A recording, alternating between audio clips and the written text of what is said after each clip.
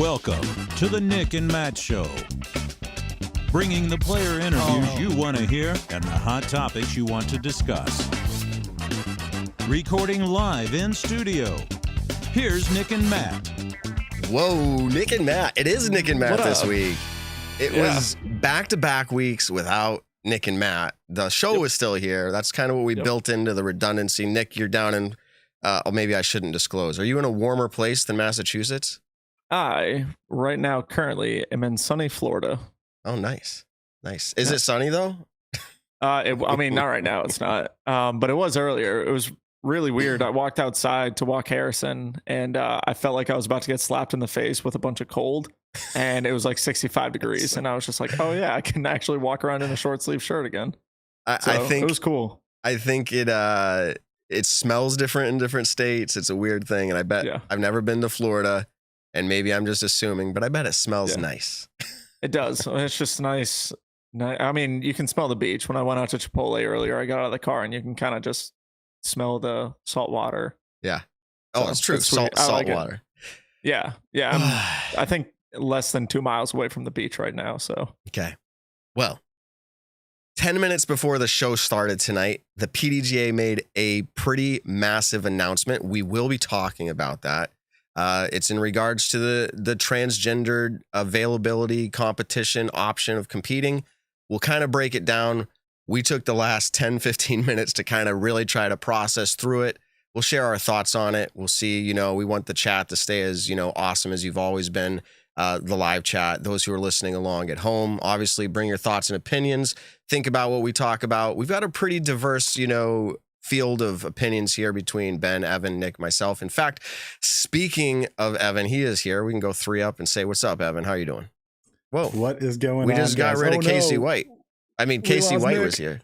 Wait, what? Intern Ben was, what were you doing? Were you picking things up and putting them down? Were you working out before you came over here? I was. I thought Ben everything was too focused. already settled. Listen to the intern. I thought it was all taken care of. I just sit down in my seat. So anyways, Evan, how's it going, dude? It's going good. Patriots play tonight. Just FYI, we got an hour and 10 minutes until kickoff. so we got to just nail out everything. Go, go, go, go, go. I'm a pretty Patriots much. fan, I'm just going to. but it's been a little rough, and it's good though. It's what sports should be. Yeah, We should debate what 6-6. Oh, the worst. Who could ask to be just average? But I don't know. It's not so much that they're like not winning as it is like, again, it's part of sports. The why. It's like, is it bad coaching? Is it all this it's stuff? the enjoyment of watching. They're a defensive minded team with a Matt Patricia led offense. So not the most spectacular to watch if you like offense, which is most people. So besides that, shout out to Cosmic Disc Golf. Cosmic Disc Golf. I always enunciate that so people don't think I'm saying disco. Cosmic Disc Golf. Go over to cosmicdg.com. Check out what they've got going on. They've been a massive supporter of the Nick and Matt show. New and used discs. Cosmic vibes. Everything there is cool. Cosmic Health. What is that? Go check it out. Have a cosmic day, everybody. Find them on Instagram, social media at CosmicDG. So before we get too far into this, it is December 12th of the day of the recording. My dad's birthday.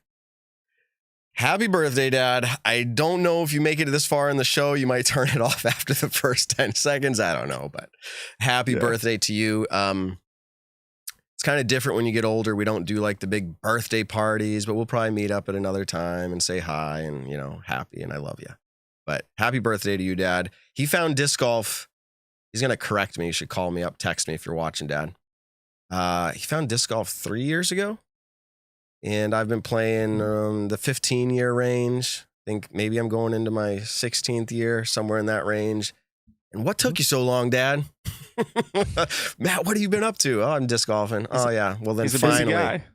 Matt, obsessed do you with remember it. the first time we ever ran into each other was with your dad there too? So That's right. I've known him as long as I've known you. And Nice. that is, there you go. He texted me last show and he said, what is the hat that's Evan wearing? What is that hat? And it was the Continental Divide, right? Continental Divide Trail. It's a trail that goes from Canada to Mexico, kind of similar to the Appalachian Trail, although that's not country to country, but similar to the Appalachian Trail that spans across a lot of states trail on the Continental Divide, which is really cool because all the water on the east side flows to the Atlantic, all the water on the west side flows to the Pacific. Just kind of a neat little fact. Yeah. And no, I have not hiked the entire trail. I've maybe hiked like 2 miles of it. Nice. Yeah, and he was So you just got a like hat for it. he Yeah, and it's a comfy hat. It's a nice hat. That's perfect. Like he and my mom really enjoy getting out and hiking. They found disc golf. They both like to get around the disc golf course. That's more casual hiking, if it's considered hiking at all, but it's casual. But they really like hiking. They're doing like the Mid-State Trail in Massachusetts. Anyways, he was interested in the hat you're wearing, and I saw the chat saying Evan's hat is always on point. So the hat thing, hat sponsorships, everyone, you want a hat on the show, hit them up. Hey, let's go. I wore this because red, white, and blue for the Patriots. It's also got a buffalo on it, which Sco buffs. But it's a brewery up in Littleton, New Hampshire. It's Schilling Brewing, and then they have an offshoot for their IPAs called Resilience. So it's a Resilience hat. Okay, we're going to be talking about a handful of things, but before we get into the big breaking news, which we're just about to get into, what is this, Nick? You got to give us the scoop, and I'm putting you on the hot seat right now. Yes, it's going to be pressure filled. We're asking for exclusive information. What's up with Discraft and Slipknot? Whoa, that happened this week. Yeah. The collaboration. He was like, nervous. He's like, Dude, I was "Dirty like, Red." what is he about to start talking about? No, and that kind of a sick collab. I mean, there's a ton of Interesting. metal bands who have gotten into the sport recently, and I don't know all of them, but Slipknot is someone, or like the band in and of itself, who got into the sport of disc golf, was posting. I think they've talked to Paul over Instagram before. I think they've actually hooked Paul up with some tickets that he wasn't able to go to. But Bob Julio, who's kind of the team, or who is the team manager of Discraft, is a huge metalhead. And I think as Slipknot got into the sport, I think Discraft kind of like reached out and was like, hey, let's, get something rolling. And I'm pretty sure they've all like played rounds together and stuff like that. They came out with a sick teaser video of the Slipknot discs that are coming out. But there's a ton of cool musicians like Revolution, who is I think it's called a reggae band. Their drummer is actually an Innova ambassador player on the Innova celebrity team. So a bunch of us have gone to concerts for them. There's a band, I think it's called Tremonti, where one of their players has, gotten into the sport of disc golf. From Creed, the guitar, I think it was the lead guitarist from Creed. With arms wide open. Okay, I won't do that. And then one really funny one, and you'll see him. One really funny one is Trey Lewis, who's a country singer, and he does this awesome song.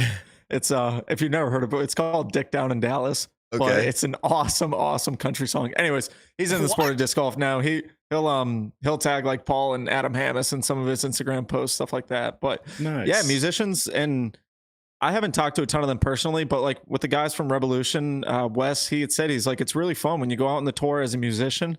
You carry everything around for the most part. And so one of the things, they just throw the disc golf bags in, and then when they go to these certain areas before they have to do their sound check, they go out and they play some disc golf. And it's cool because you get to play disc golf countrywide, which is pretty badass. I think it's a lot of people's dream. So yeah, you want to know a fun fact though? A band you didn't mention though is Whitechapel, which they're also a heavy metal one. The bassist was out of D-Glow.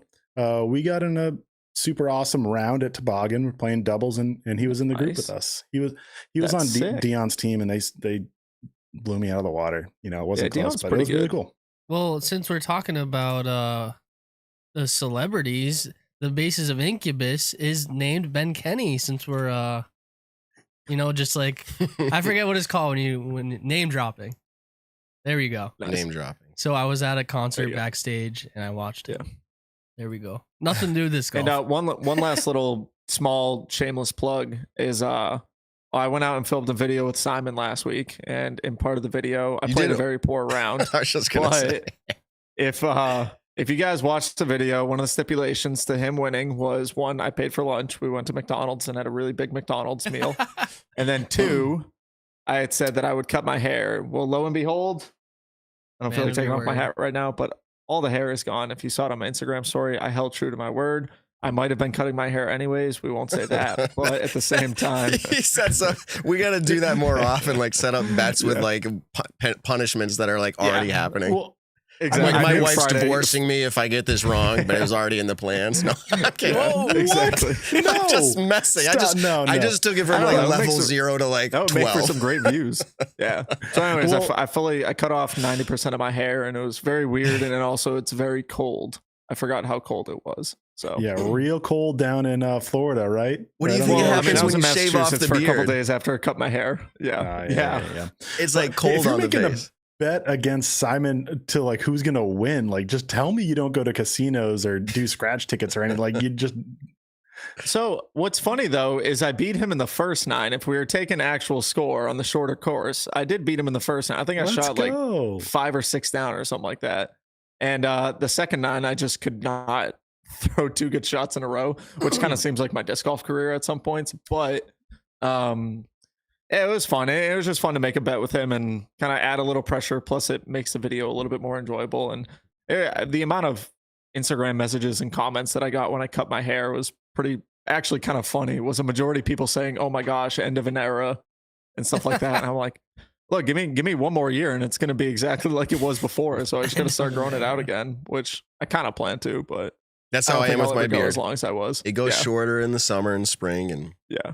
longer in the fall. Okay, 2 minutes before we get into the breaking news, because there's even more added to it now. Even since we just went live, the Disc Golf Pro Tour made an announcement relating to what I just mentioned, the PDGA. But before we do that, we have full round coverage. If you're a listener of the show and you haven't seen it yet and you'd like to see how Nick, Matt, Ben, Evan, myself play a round of disc golf head to head in a wooded course, Ben, those are your favorite, right? Woods. Yeah, no. Woods No. in the rain. I like the woods. Okay. I just had team challenge in Rain the for woods. 2 and it was holes. fun. Okay. Anyways, it's up. We actually did it shot by shot. I think they're decent graphics. I think we have a People little like bit of it, humor in there. It's a good watch, I feel like, if you're down for that thing. So check it out. It's on our YouTube channel. We've got other ideas, the CTP challenges, the augmented reality stuff, all these things are still going to come in the off season. We're going to try to make it happen. And then finally, I want to give, because we still have other topics, like Anthony Barella made an announcement today. We can speculate again about Paige Shue. A little bit more information I feel like is there. A lot of things are going to come up. Stick with us until after this big topic, breaking news. But before we do that, I want to say I went back and read Nico's comment. It is, going around the internet, the one that got deleted. We talked about it a little bit last week. And I want to say when I reread it, because I was coming off as like, oh, it's not that bad. Like maybe there's this and that. Like people should be able to say what they want. I reread the post and I will just put it this way. I thought it came across more insensitive than I had remembered it on the show. And I'm not backtracking. It was like the way I had said it on the show. I'm like, like he's just kind of saying what he thinks. But when I reread the comment, it was kind of like, dude, that was not the right way to say it. So there's a whole conversation to be had there, but I just wanted to get that out there. I have the opportunity to do that once a week, correct myself. And I did. So there you go. Mhm. All right. Which are we talking about? Oh, you 'Cause I weren't haven't here been on last social week. media That was I Nico wasn't here last week, commenting but Nico on the had commented PDGA. on yeah. Yeah, you remember. Stuff to Okay. do with transgender players in the Yes. sport, correct? Yes, perfect. And I didn't mean to do this, but I was going to say in transition, here we go. Yeah. The PDGA, I sometimes I'm just like blessed like that to just like have words come out like that. But Yeah. PDGA, literally, like I said, right before our show goes live, Evan goes, "Did you see the news?" And I'm like, "What news?" He's like, "Screen grab. Here's the basic, quick hitting topics." The quick hitting topics, and we're going to break it down. We're going to try to give you all the different ways to look at this, the different things that we're going to see coming down the pipe from this. And I will also tell you, along with this, the Disc Golf Pro Tour has adopted what I'm just about to tell you, okay? Because they just came out with their own separate posting. The PDGA Cliff Note version is that transgendered athletes will not be able to compete in the FPO division at majors. Okay, that's the PDGA's. And just sorry to Go cut you ahead. off, but it's transitioning. The medical terms are not the most accurate here, but transitioning after puberty is the essential. Thank you for clarifying that. So yes, essentially, and again, we could get into much more strict definitions and details, but essentially, if you have not completed your transitioning as a transgendered individual prior to puberty, or maybe it's starting it, but either way, it's related to puberty essentially. There's other things that are at play there, but that time frame, you will not be able to compete in major events. The Disc Golf Pro Tour has since, and this was in the PDGA statement, that more or less other elite events have the option to do this, okay? And then 15 minutes later, the Disc Golf Pro Tour, and Evan, you were the one who really read through it, but here's the Cliff Notes version, is they have adopted the standard that the PDGA just announced for all of their elite and silver events. So the Cliff Notes version on the other side is that transgendered individuals can compete in FPO divisions, but not at Disc Golf Pro Tour events and not at major events. So an A tier that is not a Disc Golf Pro Tour event, FPO can have a transgendered competition there. We can talk about this stuff. We can break it down a little bit, share our opinions. What do we think? What does it mean for the sport? That's the Cliff Note version. The other thing, and one more thing, the PDGA has done is, I don't want to use the word negatively here, but they've tightened up. It's their restrictions are not getting looser. Their restrictions got more tight. And they now have said, for somebody who is in the process of transitioning, and I think this is for all events. This is all events across the board. And I want maybe someone else here that's read into this 30 minutes longer than me can tell me, but it's across the board. Yep. Transgender. If you're transitioning, it used to be you had to wait a year before you could compete in, let's say again, an FPO division, if that's where you had chose that you wanted to play. They have now tightened it up and said now there is a 2-year, we'll call it, I guess, a wait time. It's where you're in the process of transitioning. We want to make sure, I don't know if it's them saying we want to make sure, but it seems to communicate that there wants to be this process of it's completed, not faster than that. So this is pretty big news. In the world at large, outside of disc golf, this is a big news topic. Inside of disc golf, this is a big topic. Any just like I'll ask for your Cliff Notes, guys. Like your takeaways. What are you hearing from this? What stands out to you? Yeah, I have 2 quick clarifications that I just want to add on to what you said. I know, Matt, you're trying to say it as best as you can to be as professional, and like it's hard to put in the right words here in order to describe it. But the wording they do use is transgender women. So I know you're saying transgender individuals, but just an extra clarification there. I just meant either way, and I guess men, right now it's specifically to FPO is the rule. So yes, okay. Yeah, so yeah, that's I just wanted to clarify that. And when you say majors, it's just referring to pro majors in FPO. So there's kind of two separate changes. There's one for FPO majors, which is if you transition, roughly after puberty, you are not allowed for FPO. And then there's the separate pool, which includes amateur majors and age-protected majors, along with A tiers and below for all divisions within female protected. And so your clarification there of pro major would mean what? Like, just give us an example of the opposite. Like FP40. Mm-hmm. FP40, if you transition after puberty, you are still eligible to play in an FP40 major. Not you still have to do the 2-year period now, yes, and be below the certain levels in medical terms that I don't know if we can describe, because I don't know exactly what they are. But you're saying pro open is what you mean, as in like not pro open, but FP open. Yeah, the only that's what we're talking about, right? Just you cannot play if you transition after puberty is FPO majors. Right. Now, I will ask for more feedback from the room if they want to, but I also want to say this because it just came to me. I would be very remiss, and I'd probably be bothered by the fact that I didn't say this if I didn't say this tonight. So I want to say this. It's my show. Gosh darn it, I'm going to say it. People matter. And I know when I gave this whole statement when we interviewed Natalie Ryan on our show, and people said I should write down stuff more often. They're like, dude, you should write down stuff more often because we like listening to what you write down. I didn't write down anything tonight. I could go back and replay what I said, but people matter. First and foremost, above sports, above anything. Are sports important in our culture? Absolutely.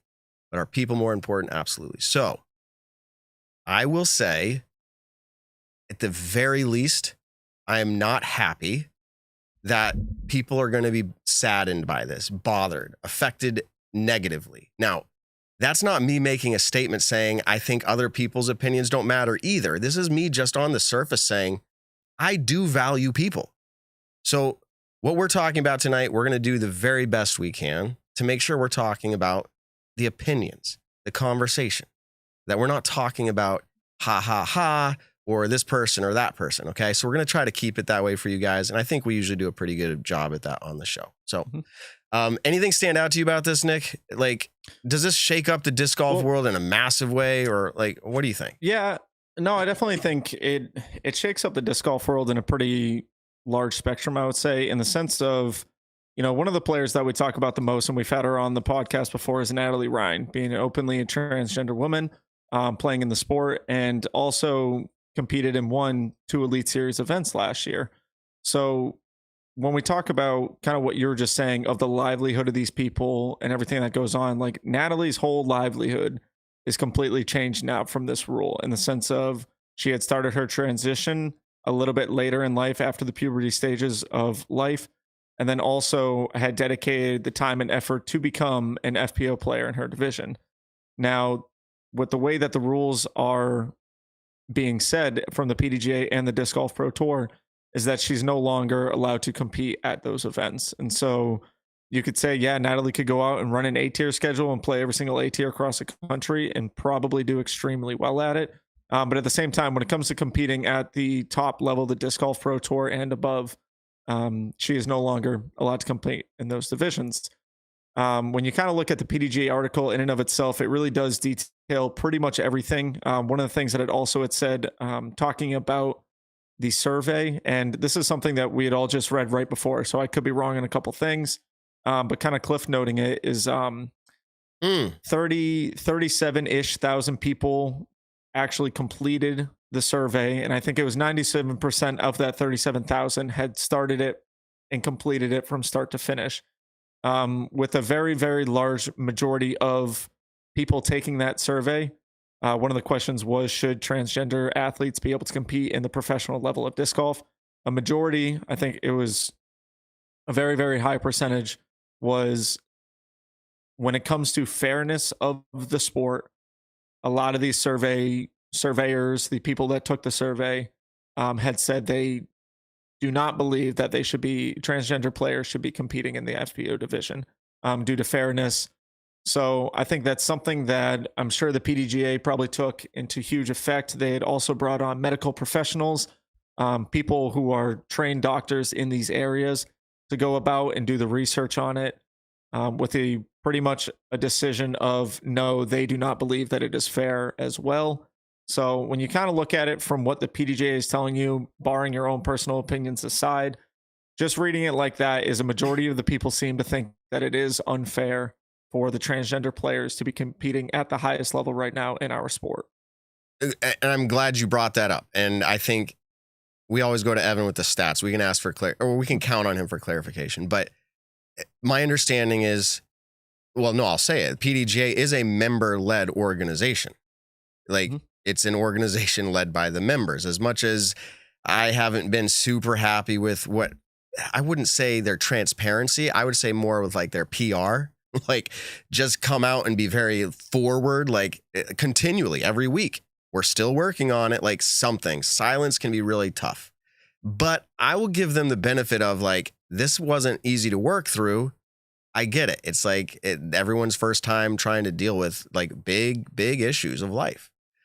But with it being a membership-led organization, the stats are revealing that, right, Evan? Like, does it say, do you have those stats there? Like, it's really large percentage that said they valued fairness. Now, I want to break that down in a minute, but they valued fairness over inclusion. Do we have a number there?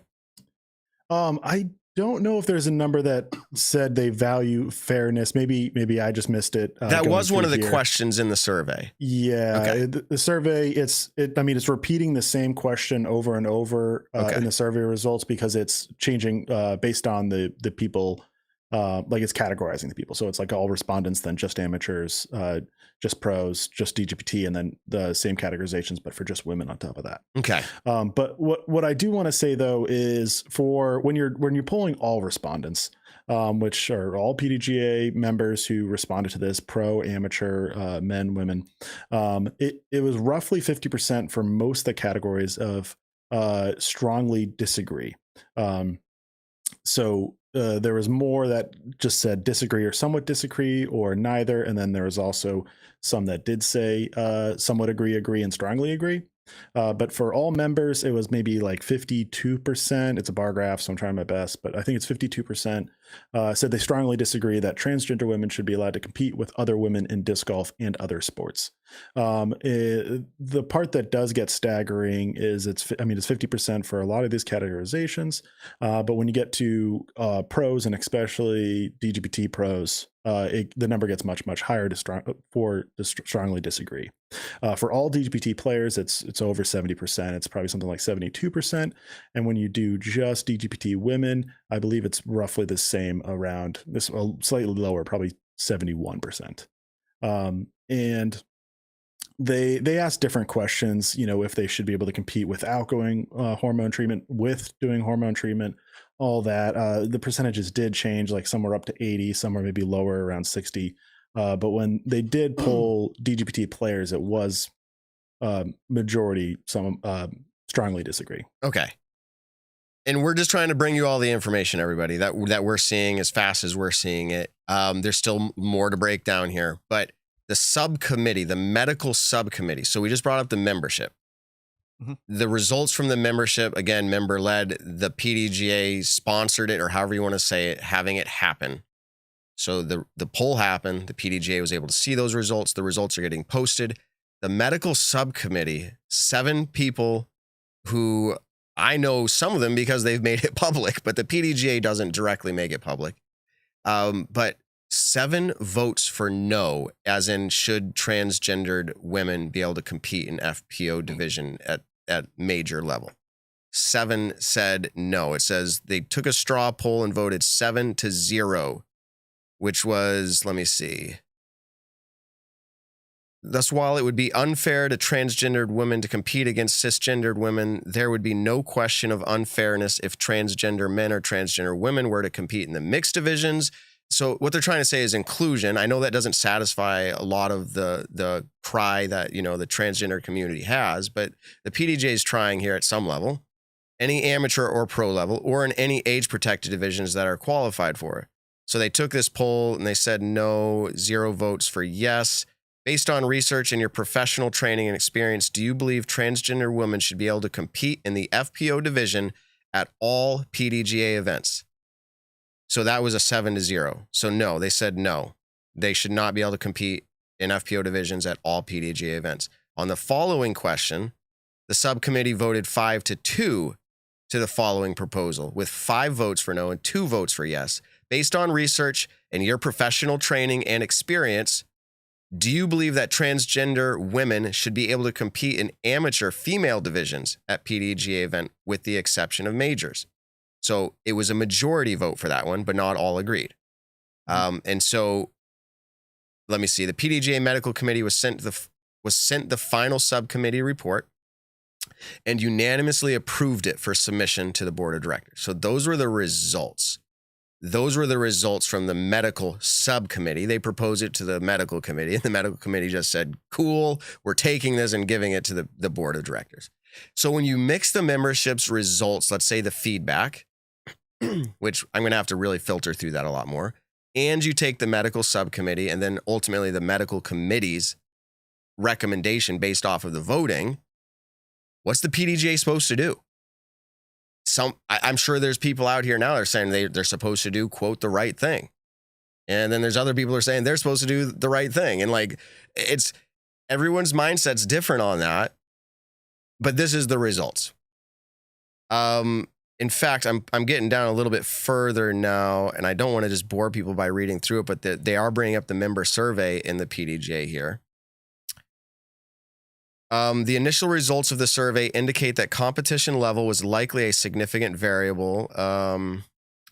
In response to the statement, transgender women should be allowed to compete with other women after gender-affirming treatment.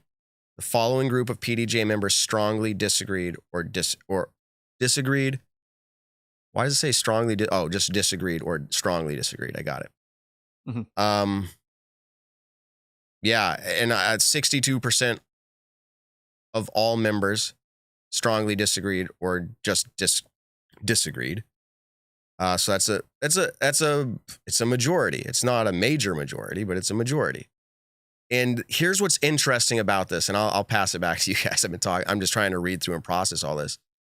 When you send out 100,000 or 97, what was the number? How many? 118, something like that. 100.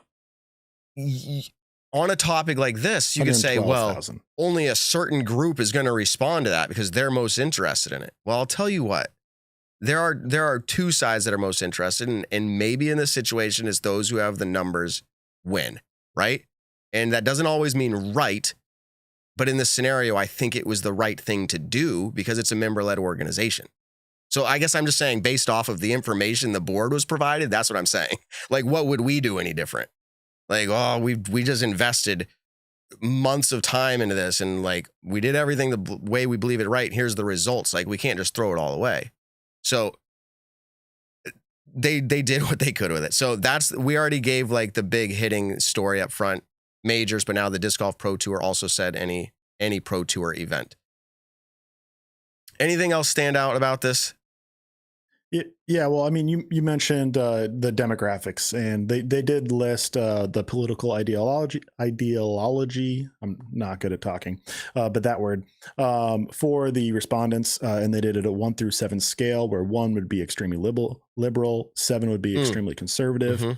It's hard to do percentages because it has all the numbers, but it definitely was more conservatives than liberals. Who knows how that shakes out to all PDGA members or if it's just the survey results. But I would say the bar graph shows probably 39% responded with 6. Oh, sorry, it was 1 through 8. So 1 through 4 would be liberal categories and 5 through 8 would be conservative categories, with 8 being extremely. 38% had it as 6. The rest were all probably between 8 and 16%. So it's kind of scattered roughly equally between the rest. So definitely favored conservatives overall. And with political issues, I would assume that more conservatives would be less likely to want transgender women to play, whereas liberals would want them to more likely. So I think the results reflect the political ideologies. I'm not trying to dig into that further, but just I was just going to say that's how pretty, that was shaped up. That's a pretty interesting one. Yeah. And surveys are interesting, right? And you kind of want to label this or that. And that's the hard thing. But I think genuine, raw conversation, if we can just have humility and like talk about these things. And I appreciate that earlier, Evan. You're like, man, I know you're trying to get things right. Like, that's cool. Like, I'm good for a good conversation. Like, none of us are perfect. So, but I want to just bring up this one point that's kind of hit home for me a few different ways, and I haven't settled on it. And I said that before I interviewed Natalie Ryan. Fairness. Like, membership is saying that, fairness above inclusion. What's interesting is, like, let's break that down just a little bit. And I said this before, fairness in sports is a really interesting conversation. Because fairness is not an inherent thing. Like, life is not a fair thing. It's not inherent to life. Like, things aren't just fair. Somebody or a group or people have to decide what is fair. So to say like we value fairness over inclusion, that was a very wide open survey question. It's like, well, what does that even mean? Because is it unfair for Tom Brady to be in the NFL? Like, he was born with better gifts than the rest of the world, right? Like, in the NFL world, like, is that fair? Well, in that scenario, we would all say, no, that's an advantage that is within the rules.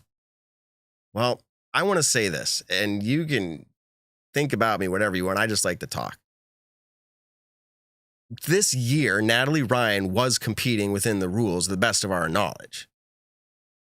That was an advantage that was within the rules. If you see it as an advantage, is my point. If you see it as an advantage, I'm not explicitly saying it is. I'm not the doctor. I'll take the subcommittee, I guess, and think they probably have some wisdom there. Like, my point is, the group has decided now that this is an unfair advantage. They've decided that this transition after puberty is an unfair advantage at the highest level. And so now that's the rule. And I will say this, I will continue to think about this topic. I did when it was okay for it to happen. And now that they're saying it's not okay, they don't decide how I think about this. But now that it's a rule, that's what we operate within. Like, that's just, I don't know. To me, it's kind of like, I'm not done like thinking and talking about it, but it's not an issue per se for me that a rule has been decided now. I know it affects people. So, yeah. I think one of the ways, kind of looking at it in a player's perspective, I mean, one of the biggest areas is, I could lean one way versus another way, but ultimately it is personally not affecting how I'm going to go out and play the next Disc Golf Pro Tour event. Let's say for this past year. Now for the FPO players, I don't remember if they put out a percentage of what FPO players on the Disc Golf Pro Tour or on the PDGA had said. I think it was somewhere. Yes. I'm not really sure, but I think it was. But to those players, their voice wants to be heard. And this survey was a way for their voice to be heard in a sense in an anonymous setting. That is a big area that I think people have to look into, is that, I can say one thing about it, whether I believe that this is a good thing or a bad thing. But ultimately, when it comes to the FPO side of disc golf, FPO players need to have a huge say in it. And I think one of the issues kind of with the world right now is the whole, cancel culture and everything, to where if someone leans this way and they back it up by certain beliefs or whatever, it could lead to, the canceling of them versus if they're to believe in it in this certain way and stuff like that. So I think having the anonymity of this survey, I think, at least brought up the percentages of what do FPO players think about it without taking too much of a backlash versus, everyone coming out and just speaking on Facebook. And I mean, almost every single time that this topic has really been brought up in the disc golf world, you see a lot of comments that are just nasty about it. I mean, it kind of sucks when you can't have a simple discussion about something before it completely 180s and goes the wrong way.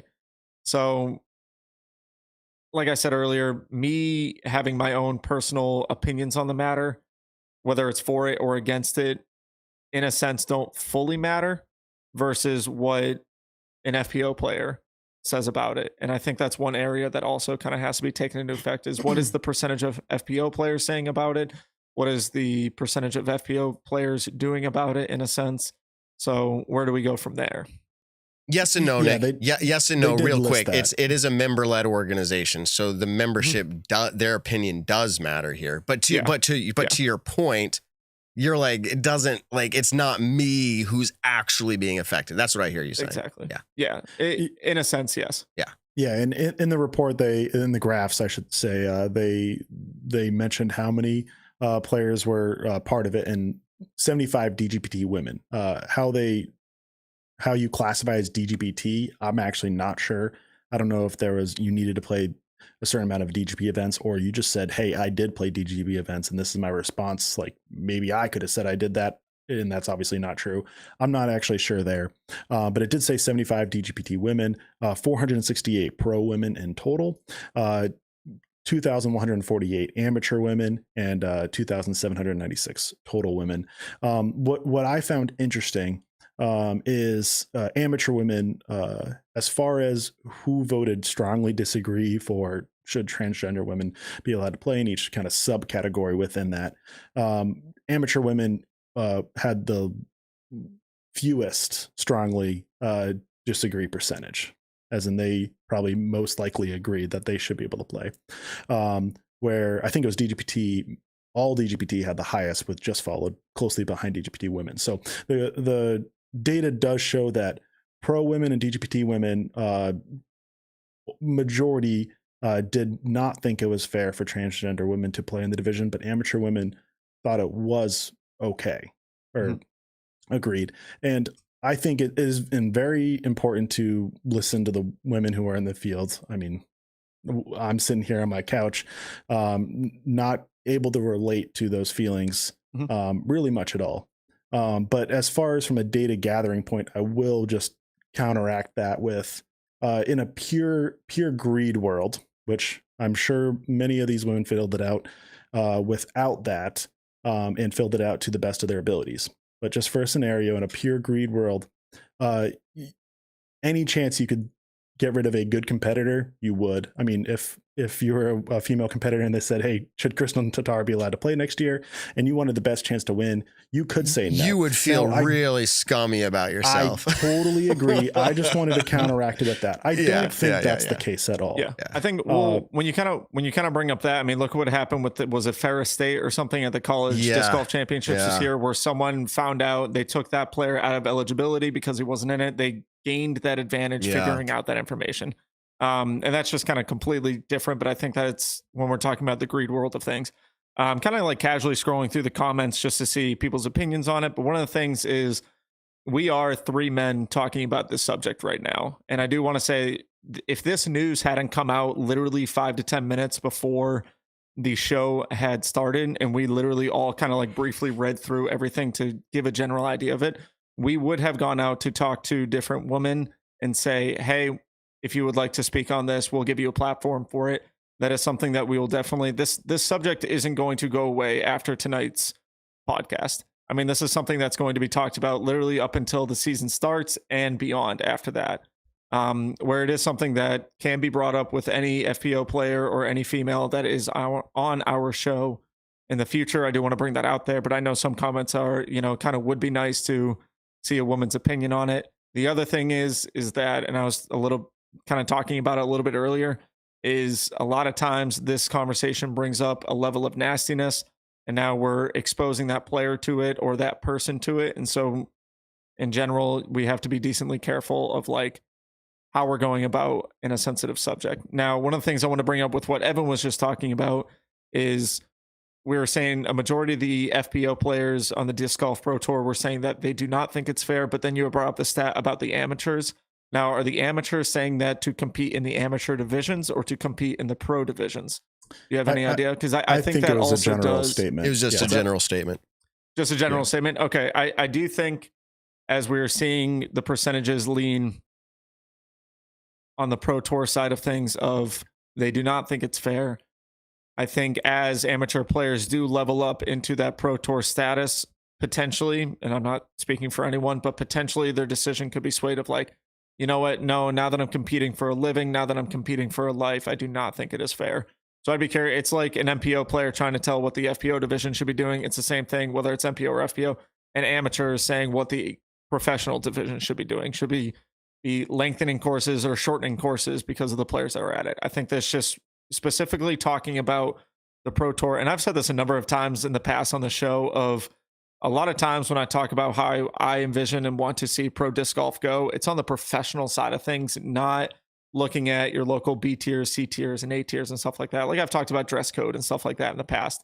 I think the same thing kind of plays an effect to where an amateur talking about what should be done in a pro division versus a pro should be talking about what's done in an amateur division. I think there's just multiple ways of like trying to figure out if something is being done on the pro tour, a majority of the vote and a majority of like the opinionated stuff happening should be from pro tour players, pro tour panel, PDGA panel, stuff like that with the pro tour, which I think is kind of categorically how it happened. But so I shouldn't say, but I should say, and we are the Nick and Matt show. So what we do in our show is we talk about these things because we are entertainment for you. I've said the numbers before, 10,000s of people that come to listen to what we talk about. If we were like, we're not going to talk about anything because we actually don't have a say in it, that'd be boring. Like we know we don't actually have a say in it on the Nick and Matt show. That's not why we're talking about it. We talk sports, we talk disc golf. Like that's what we do. So you can sway your opinion with what we say or not, but that's up to you. So I will just reiterate. Go ahead, Evan. before we move on, what I do want to kind of make a statement on is I don't think people are thinking otherwise, but all records that were accrued before this change of rules still stand. So Natalie Ryan winning 2 elite events. By all things, the PDGA and Disc Golf Pro Tour will still, I don't know if honor is the right word or count. I'm trying to figure out the right words, but I will say, like Statmando, we talked about this when we heard the rumors. A month or so ago, we're just like we are still counting Natalie Ryan as a 2-time Elite Series winner. That still holds, even if the rules. Yeah, what are you going to do? On. Cross it off the books? I mean, I guess you could, but no one's stripping her of the achievements that she made in the sport. I mean, I've did had it within numerous the rules. Conversations. Exactly, I've had numerous conversations since Natalie has won those events, and she's a fun person to be around. I saw her at the Lake Marshall Open. Her and the Neptune Discs crew that's out there supporting her to the fullest extent. I mean, no one's taking away her awards, but things are changing. And like we said earlier, this came out 10 minutes before the show, and we're not exactly sure, what this, means going into next year to the fullest extent. We're just reading from a piece of paper, talking about what's being allowed at majors, Elite Series, and below now. Well, we said this last week. This is our last show of the season. I didn't come into that with this episode in mind saying that, but they announced this information right before. It's like, we're going to say it and then ta-ta. But I do want to say, just in reiteration again, the very Cliff Notes version, transgender women will not be allowed to compete at PDGA majors, and the Disc Golf Pro Tour has adopted this rule for all of their events. That is the very Cliff Notes version. Dig in as deep as you want, find out as much as you want. Transgender men are still allowed, and they talk about they want to be inclusive as a sport. So there's place for them to play in women's divisions, in mixed divisions. I understand that's not going to satisfy, the hopes of many. But again, it's where we're at. So decision was made. That was the ruling. If you call it a ruling, there was rumors of it coming down that way. So I kind of expected something, but here it is officially. We'll see if we can line up anything else to talk about this. But I'll say people are people. And I mean that. We care about people. That's what I care about above all else. You can say I'm a bad person for that, or I've got things wrong, but for those only listening, I'm throwing my hands up. I don't know what else to do. We can have an open conversation, and I've always been open to that. Come talk to me in person. I'll probably even have a deeper conversation and be more open to talking when it's not being recorded. Yeah, I think that's all I can say. One of the things that I'm very curious of is I want to see a reaction from Natalie in her regards, like kind of what her statement would be. I want to see. I don't know if I want to see that, dude. Like, she's going to be devastated. I'm not saying I want to see it as in like I want to see it so badly, but I'm saying like I'm genuinely curious of, because we just had her on the podcast not too long ago, and she had talked about and we've seen Instagram posts of her saying, she's not really sure if she's going to be allowed to compete next year. So I'm genuinely curious of, what is she thinking about it right now? I want to, I'd love to know what other FPO players are thinking of, stuff like that. We'll see what we can find out. It's just kind of, it's the media side of things of we're bringing on this conversation, and then we don't, besides for the 2 articles that have come out, we don't really have too much more to say on it, except for here's a little bit of what we think about it. Here's what the PDGA says. Here's what the Disc Golf Pro Tour says. And that's that. Like, we can't say, oh, and this person said this. This is why this person said this. Stuff like that. So it's kind of, small in the sense of how big of a conversation this has been, especially over the last year of competitive disc golf. Okay, I'm looking really quick. Someone said Natalie Ryan has made a post 2 hours ago. Here it is. You said you were interested. And I said I didn't want to see it, but it's here. It's relevant. I'm incredibly saddened and hurt by this announcement. I did everything I could to speak on behalf of inclusion, but the PDGA board of directors had a decision made before I ever set foot in that room. One thing is clear to me, this change was never about fairness.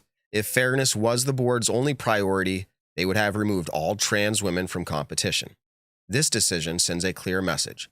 The board doesn't want to see me succeed. They don't care about local trans women or semi-pro trans women nor masters trans women. This is about my success and their aversion to it. As much as I want to tell all of you to never renew your membership again, I'm not going to do that. This decision provides no resolution since I still have every intention of winning FPO events. I'm going to urge you to stay members and fight them with your vote during the next election in 2023. We can elect more forward-thinking, progressive people. We can push this bigotry out of our sport. The PDGA board chose to shrink the sport, so it is our turn to grow past their hatred and truly make this sport welcoming to everyone. That was the response, verbatim. Interesting. I feel like my only take is, again, people matter. Very upset, Natalie Ryan. I feel for that. I also, in some ways, not to even make it light at all, it sounds like in a lot of ways, a borderline polite concession speech of ways. Like and again, I'm not trying to make light. I'm trying to compare it to other times I hear people winning or losing their mindset, their opinions being heard. And sometimes you'll see that come out of like a presidential election. Like, hey, we don't disagree, but we have to still work together to make what our values are matter. And that's what I hear when I read that just now, just processing in real time. That's what I hear Natalie saying. And she's like, hey, I disagree. I think it's wrong. I think they did this and that. And obviously her opinion is very negative towards it. But so that's her voice as she has shared it right there. It's possible we get her on at some point or some other FPO player. I do not know if that will happen, but we'll look into it. Any other final thoughts on this conversation? I'm curious to see. I mean, she was talking about, voting with the 2023 election, all that. I'm genuinely curious to see where this goes in the future after the 2023 season. So, I mean, it's something that is going to be involved with the sport as long as the sport continues to be a thing for future years to come. So just kind of the curiosity, I guess, of where does this play in 2024? Where does it play in 2025? On and on and on. Absolutely. Any closing thoughts, Evan, or were you good? Yeah, I mean, just my heart goes to Natalie. Obviously, this is a devastating announcement to her and as well Chloe Alice. Maybe not as notable, didn't win any events this year, but is also openly transgender. And this affects her just as much. But at least for Natalie Ryan, I mean, she put a lot of effort in to a touring vehicle and uprooting her life to revolve around disc golf. And people are going to be able to say, yeah, she can still play those A tiers and travel around the country and use her van, but that's not what she made her van for. She made it for touring on the Disc Golf Pro Tour and FPO majors. So this seriously affects her life. Incredibly tough moment for her and all of her fans. It's not just her that's affected, it's all of her fans and other people with similar mindsets. It's just a really hard time. If your argument is won or lost, just try to be the best person you can with it. Great words, Evan. There's I don't think there should be any relishing in the fact of this announcement, whether it was for your opinion or not. Like, again, I don't know. I value people, and I want to say this publicly and out loud to any person who is publicly transgendered, meaning that I'm aware of it. You've made it aware. Like, this does not affect my relationship with you, the way I interact with you, the way I will try to stand for you as a person and care about you. That's not going to change. The rules of disc golf don't change that to me. Okay. It's the rules of disc golf at this point. So we move forward with that. All right. I don't think we've done it before. We've talked about an hour on a topic before. We were close this time, about 40 minutes or so. Yeah. All right, let's go into this. I want to get into the conversation about sponsorships and like maybe changing who and all that kind of stuff. So following back up on Page Shoe, I did a little bit more, I don't want to say digging, but Evan, you were talking maybe mixed bag. You're like, maybe mixed bag. Yeah, I already have thoughts, but I'll let you finish. Okay. Have you, just the short version, did you think you changed your mind a little bit or no? Yeah, okay. I think my mind's changed. Okay. So I started reading more. I started watching, like, I ended up going like listening closer to like the DD announcement when she was leaving and all this stuff. And one thing, and people can say, Matt, you're really digging there, but like at the end when Jeremy Rusko, he says something along the lines of like, let me see. He said something along the lines of like, it's going to be hard to root for you now, like going like, and he said it more in the line of like with a competitor. And I'm thinking to myself, he wouldn't say that about like Infinite. He wouldn't say that about like some smaller thing. Like maybe, but the heartfelt of him saying it out loud the way he did, I'm like, oh, it's a big company. So I'm just saying, I feel more confident. I still felt that way. I'm feeling more confident. Do you have any other news, or are you just feeling that way? No, I didn't even know about that, but that point kind of validates it. Just hearing more rumblings and other people's opinions, I think it's a big move as well. I mean, people will probably still remember me and say, "Oh, Evan was ragging on Paige Shue." All I said was, I don't think she'll be in the top 5. She could be number 6 next year, which would be good. I believe that's what I said. I actually am not 100% sure, but I'm just gonna say this: like, imagine if it was Innova, like the Kona Panis leaving. Where her father worked at Innova to go to DD, and now Paige Shue leaving where her father worked at DD to now potentially Innova. Like that just like was like that just would be, it just feels like it would make sense. I don't know, maybe Innova was like, yeah, let's go after why my Doug Berkes's daughter. Maybe it was the plan. Maybe they just really saw her talent and wanted to sponsor her. Or maybe she just goes somewhere else and it's not Innova. I don't know, but Innova, Discraft, Latitude 60. Well, probably not Latitude 64. Yeah, I would say probably not them. I would say those 3 options would be what I would assume. Can I say this? And Nick and Evan are both going to like agree. I think you're really going to agree. And I hate to say this, but we can't act fully forever. Like, we have our ear to the ground pretty hard. And we do hear things, but we're not like TMZ, and we're not like actual sources like going around and being like, we have to be first. Yeah. I think we have like generally good feelings. So, but that doesn't mean we're right. But I also want to be careful, because we also have relationships in disc golf, because disc golf is pretty small right now. Like, we don't want to like step on toes. So we talk pretty generically. If I ever make a hot take, I think this is where somebody's going, it's because I actually have no idea. or I'm playing like the double negative and I'm trying to trick you. But yeah. Well, what about that Paul Macbeth news we just heard about recently? Paul Macbeth, the Lone Star Ranger team? I'm joking there. I was going to say, I'm like, wait, Nick's like stunned. What are we talking about? Yeah. I was just with him earlier. I didn't hear that. But I will say, listen to the Nick and Matt show. That 20% one-time discount? Yeah. Listen, exactly. But I will say, listen to the Nick and Matt show. You never know when Nick will give you exclusives he never should have.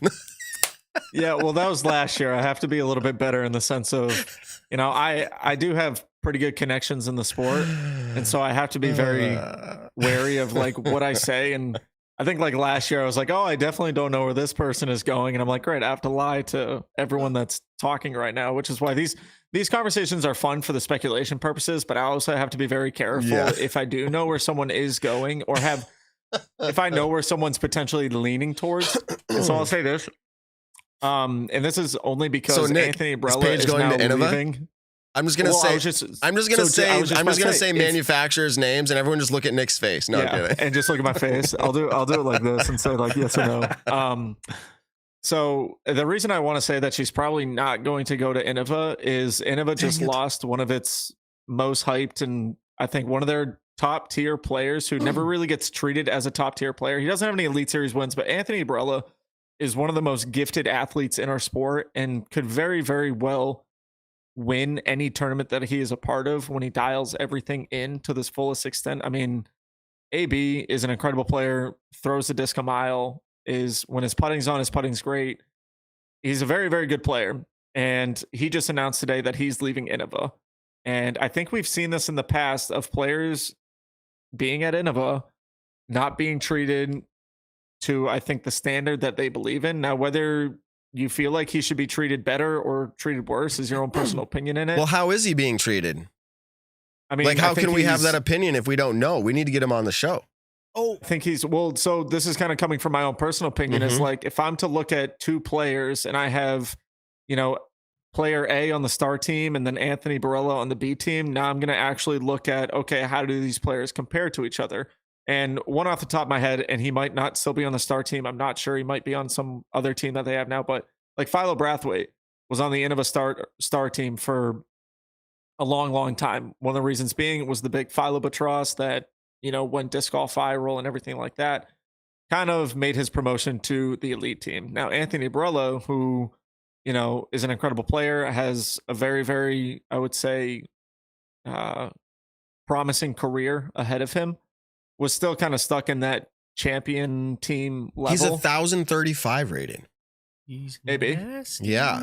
Yeah, and he also just popped threw off an 1,100 rated round. He just won the Yep. last two tournaments he's played by, I think, double digits apiece. I mean, one of them being at his home course at Vista. What team But was at the he same on? time, like, huh? He was Champion? on team champion. On team champion, yeah. Yep. He's, So- he's still Above that. listed on I team thought champion. Star right now. team is the highest. They Star have a team's the highest. baseline of 1,000. I don't know. Maybe I'm giving away exclusives here. I have my children are on Team Innova, but they have a baseline of 1,035 to get onto the star team. So AB is at the base minimum line to get Well, I mean, on the star. Philo Brathwaite was on the star team, and I don't think he ever crested over 1035 rated. Well, Yeah, then so this Philo's is on the star updated. team. I'm looking at it right They now. update them as they go. I have the criteria Yeah. for Team Innova. Anthony Barella was on team champion, along with very good players like Joel Freeman, Bradley Williams, who won a match play Elite and Series won winner. multiple Elite Series wins. Silver Nathan Queen, Series who won winner, the Tour match play Championship last winner. year. Yep. Lisa Fakus, who's won a number of events. Dean Carey won a Silver Series. Kat Mersch, Jessica Weiss, Maria Oliva. A lot of very good players on Team Champion. So, And so that's where I'm wondering, like, if I may be where I'm in, I think what is his last year of college, and let's say Innova, and I don't know numbers, I'm just throwing numbers out there, but let's say Innova's giving him $60,000 a year, guaranteed salary, just to play disc golf, go to events when he can. Let's say he's getting $60,000. Now, if I may be, and I get a degree in a job that's going to pay me $80,000 a year, you kind of look at the money aspect of things. But then if a company comes along and says, hey, by the way, I want to give you $90,000 a year, how inclined are you to go to that company? Obviously, he probably went to Innova and said, hey, this company offered me $90,000. I would like to, you know, have you guys kind of give a counter offer. And then you can talk about, you know, if Lone Star says, hey, we'll give you 90,000. Innova's like, oh, we're not going to do 90, but we'll give you 80,000. Then do you stay with Innova or do you go for the extra $10,000 to Lone Star? And so I think that's kind of the conversations that are being had. And I think a company potentially just gave him an offer Lone that Star? at that point. I don't know if it's Lone Star. I'm just using companies that I don't think it is. That I don't think It's it is. 100% So, I don't know. Discraft. It's Discraft. AB's actually Nick, someone that Nick, I genuinely Discraft. don't know. Nick, I don't know if it Discraft. is. I'm just listen, saying. listen. I want to It say could be this. Prodigy. Yeah. I'll say this. Discraft. Prodigy has the best young talent in the sport right now. When you're talking about players who are young and incredible at it, Gannon Burr, Isaac Burr. Robson, Alden Harris, why not add Anthony Barella onto that as well? Anthony Barella to Infinite Discs. No, he's going Discraft. Okay. His boy Drew's on Infinite. Yep. So here's the wording to me that tells me, I mean, it's right there in his writing that he chose to leave. It's not necessarily that he was like, I'm looking to leave, but I chose to. And you have to read into it, kind of like what Nick was telling us there. But he goes, although it's upsetting to leave Innova. So he's saying leave. I mean, yeah, you could switch it to say Innova, you know, said it's time to hit the road and he's leaving Innova. But like to imply like it's upsetting to leave is implying that he's choosing it. He says he's excited for what the future holds, and he says, and I made the best decision for myself. So sounds to me like if I'm speculating and I'm reading into this, and that's what we do, yeah, he wasn't getting the deal that he thought he deserved. And it was time to move on. Mhm. This is only the ripple effect for what I was calling last week. It's going to continue for years to come. Every year, you're going to say, no, everyone's solid in their deals or everyone's where they are. And I'm talking way up the line. When somebody comes along and says, I'll give Ricky $5 million and it requires someone to buy him out in his deal, like they're going to do it and then pay him $5 million. Like the sport's going to continue to increase and money in the offseason is always going to speak because they're going to go, why wouldn't I move? Because I can throw different discs. Like it's not a problem if you guys want to pay me. So Anthony Barella, moving out of Innova, threw down 1100 rated round recently. And I'm no Statmando. He did. Shout out 12 days of stat miss. Arizona State. It wasn't a stat miss. It was its own individual tweet. He shot the first ever Arizona 1100 rated round that was not at the Memorial. It was kind of, it was Vista. No, I'm just kidding. But yeah, it's awesome. Was it at Vista? I'm sorry. His 1100 was not. I lied. It was at some different course. That was the Arizona State's. Sorry. Yeah, I don't know if it maybe also had a round at Vista, but the round he had it, but I forget the name of it. I forget the name of the course, but it was not Vista. He just played Vista this past weekend. Yeah, so all I think it was 15 or 16 previous 1100 rated rounds were all at Memorial based events. There was actually one by Yulee at the Memorial warm up, which was a month before the Memorial, but at the same courses. Nice. So really the same thing. Can you imagine putting up an 1100 rated round? Well, I can imagine. That cost. That's just stupid. I'd have to shoot about 10 strokes or 8 strokes better than my absolute all-time career best. And that's like impossible. So yeah, no, I can't imagine. So Evan brought up the tweet that he had back in Waco where me and Luke had our first like 1075 rated round or like 1070 and above. And then Paul was on his 160th. And since then, I remember that. Luke might have jumped up 1 or 2, but what did you say? Paul went up like 8 more rounds that were above 1070 I think rated? It was like 17 more. Or was it 17 more? Just like a filthy amount. I mean, he averaged like, he averaged like 1070 at European Open. But want to know what the other, like one of the crazier stats is? I think Ben, Evan, and I were at Moe's and we were looking this up, and Paul Macbeth does not have a single round under 900 rated or like 910 rated potentially even for his entire career, including entire career, like life. In his life, he does not have a single. I You're played in a club of your FPO own, events. Ben. I'm pretty sure. I've had 780 rounds. Let's go. Yeah, There's something Paul Macbeth doesn't.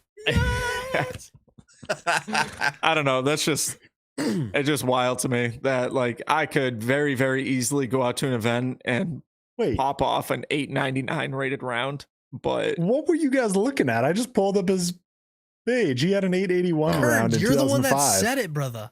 No, it was Nick. No, we were talking about it. And we were talking. I was on Stat or Statmando. fiction, We were looking everybody. up the stats. Oh, you were probably thinking event rating, maybe.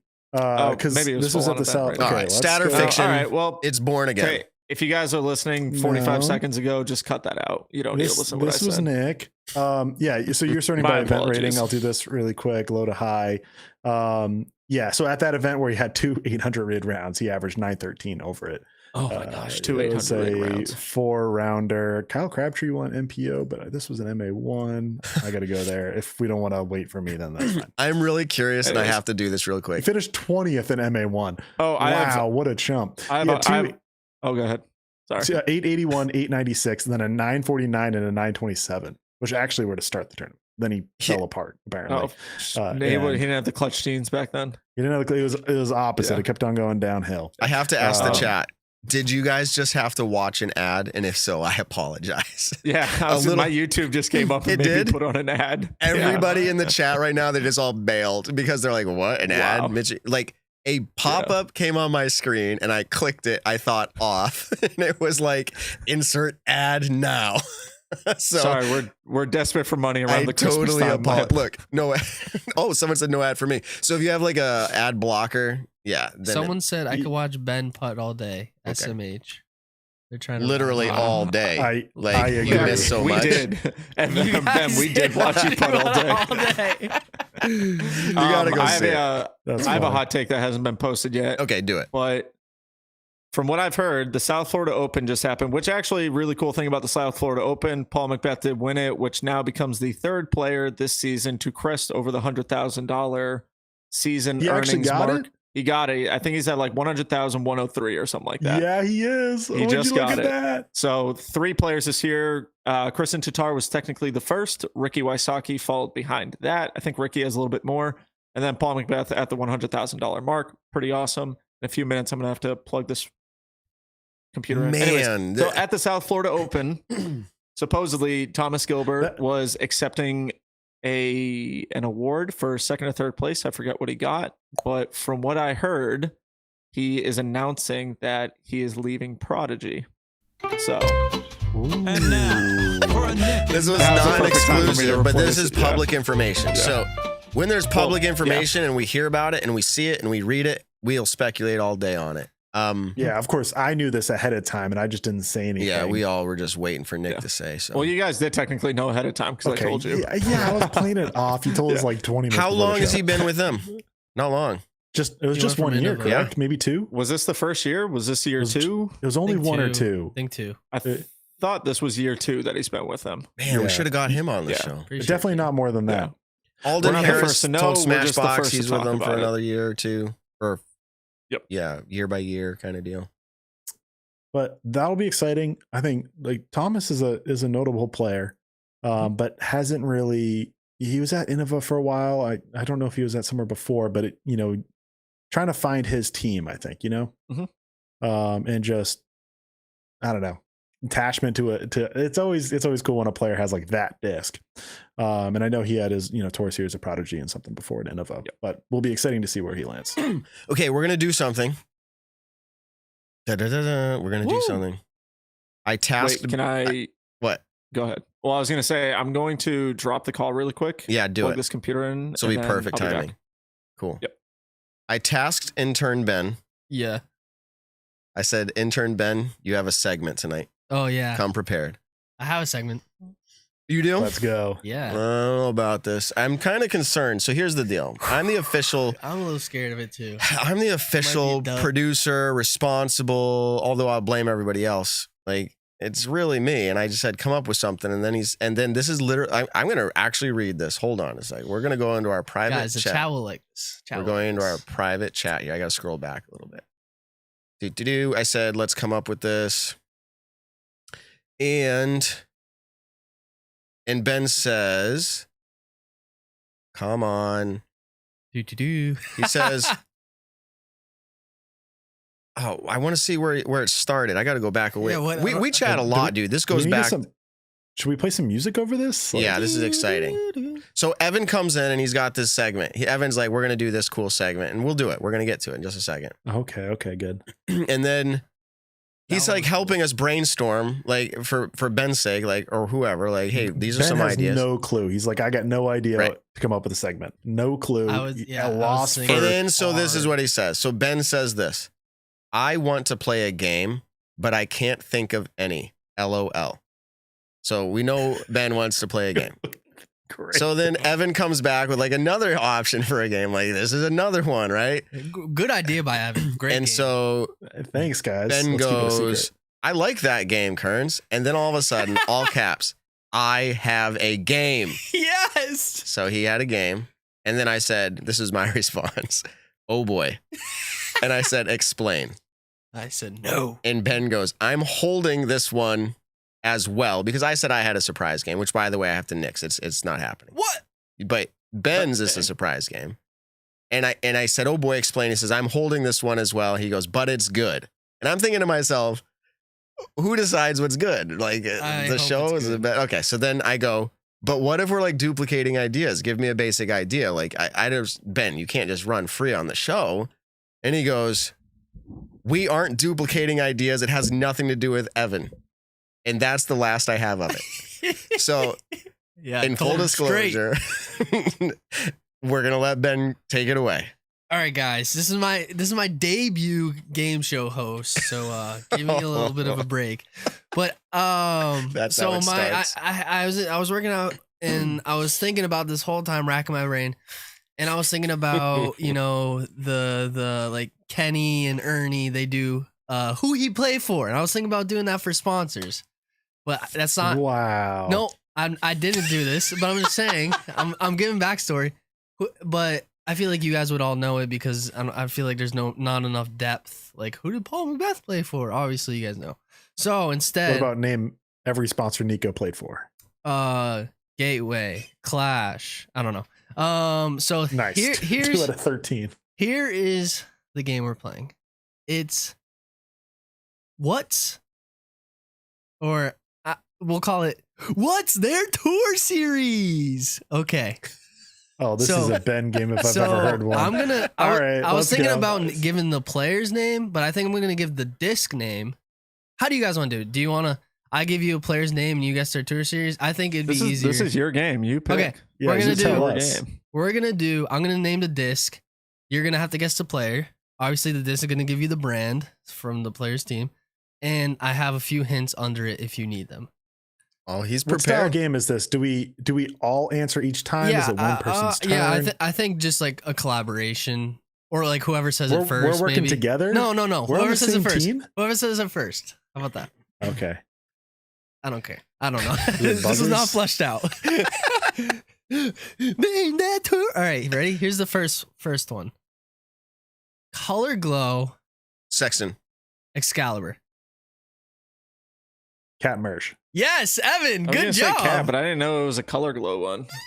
Yes. Well, Nate's a star. Yeah, Or I don't know if it's Tour Series, but you know. signature. See. Yeah. Yeah. There you go, Evan. Good start. I picked Let's some go. hard ones. 1 point on the board. 1 point. Boop, boop, boop. All right, we got a Fusion Orbit Getaway. Oh, Zach Statmando, Melton. Ano. you said No, Zach it's not Melton, that. Nick. No, Yeah, I take that back. Chris Clemens. no, Evan. No, I guess you can Getaway. answer. No, hers was the Vandal. Getaway. I'm gonna go Mason Ford. Yes. Let's go. Good That's job. 2 for 2. That's 2 for. Okay. You guys talked behind my back. No, that's why I didn't want to say anything. I don't want to say I'm doing a tour series game because Kearns would have analyzed every tour series on Known to Man. He already has, I know he apparently. has. Yeah, apparently. We're gonna go. Maybe I should have done harder. I thought you guys. That were was- gonna that's do- hard. That one enough for was me. pretty hard. Yeah, I that got was really a good one. lucky. I'm not denying that. All right, I'm gonna go. Champion Glow Firebird. Sexton. What? Champion Glow? Aha. I guess Tour Series is different. Does He's Freeman color have that? glow. It's Freeman or it's Champion it was Glow. Or I know I've seen it Evelina? announced and I'm like, okay, well, you're not it's not gonna say- Haley's because she's Halo. Yeah. Hannah. Nope. Just let me know when you guys want to hint. Don't look at the chat I mean, either. It's Innova. right? Again, Yeah. I'll take a hint. All right. People, I asked that question because I first wanted hint? Ben to answer. This was Andrew Marweed's old tour series. Right? Yeah, I knew I got that. Yeah, Down. we He's all not knew there that. I was anymore. like, I can't say Andrew Hint on Marvey. who the player Okay. is. Okay. He's a MPO player. Do you want more? Yeah, okay. Okay. Well, because he has a tour series. Yeah. It could be a female. Oh, I see what you're saying. signed to previously signed to Prodigy. Thomas Gilbert. No. Yes, he's on INVA. He was. No, right Previously- now. He, And this he's person's previously signed to currently- Prodigy. He's this- leaving Prodigy. Currently signed to INVA. Yeah, I don't. That's Jeremy all I have for Colling? hints. What? It's not Jeremy Colling. He's long hair. I'm just hints off the Oh, cuff. Zachariah Johnson. Yes, there you go. Mm. I was Wow. literally looking at the team page before. Yeah. Not right now. This is when we were talking about Team Wow. Champion. He was on Team Yep. Champion. Yeah. Nice. Would not Wow. have guessed that if I didn't look at the Team Really Champion cool guy. page Yeah, just just 10 that minutes would have ago. taken me forever to guess. Yeah. Yeah. That's why I picked. I knew that one would throw people. It's for a loop. slightly weird. You can have like the color glow Sexton Firebird and then like a tour series. But I don't cool understand story. the difference. I think I heard this, but He asked Marley him. because he asked him because he loved the Yeah. sex one so much. He asked him, and he's like, "Sure, just don't make it color glow." So another reason why Nate Sexton's a good guy Sexton. All right, I'm gonna go with by the way, someone in the chat got that right. a few people. Yeah, Harry Aaron Chase. Friedman. All right, next one. I don't know the plastic but 500 plastic A4. Gannonberg. Gannonberg, Nope, he's PA3. I have Isaac Robinson. nope. It's not Alden. I don't think he did a. Kearns, you got any? A4. I'm thinking through it. Oh man, We're not in the tour series as much as I guess Ben is. No. Like, Gavin Babcock. No, I was gonna try and do Gavin Babcock, but he doesn't have Okay, so one. he's not the Matty answer O. for Wait, another he one. came from them. No, it's Okay, I know it's not Thomas Gilbert Luke? because he's Good FX job, Nick. something. There you go. Luke Humphreys. All right, thank you, Chad. Thank you, Chad. Jeez. So one. Chad, help me on that one. Whoa! No, Chad. Yes. I'm gonna watch the chat All right. too now. All right, Thank you, no more chats. Ban it. All right, I have 2 more. Nick needed to at least get on the board, so it's okay. Dude, I'm And we weren't getting that some one. Innova players and Discraft players. Like when it comes to Prodigy, I Yeah. really just don't know. Like they have A5s now. I didn't know that was a thing. They have PA5s. They have 7. I don't know. Yes. Too much Should going have on known now. Luke Humphreys though. That's on us. Yeah. but Hot take. this I on top. re-signed with Discraft. There's my hot take. What? So. What? Is this Whoa. speculation? Whoa. Nice. No, Not that we I thought actually did sign otherwise. it. Just And now, that's some news. for a Nick and Matt Show exclusive. Yeah. Everyone now. Had a whole on meeting the other day and everything, and was like, "That's the place to be again." Wait, but it So- went like this, right? You're like, let's just go back to earlier this year. Remember Waco, round 1, and forget everything after that. Jomez feature. podcast. He's like, can Well, we do a deal? So I'm just I mean, busting. in all, yeah, I mean, but in all honesty, though, so one of the things next year is I don't plan on traveling to as many big events. Reason being, we've seen a ton of success lately with Discura and opening up a variety on that page. It's been incredible.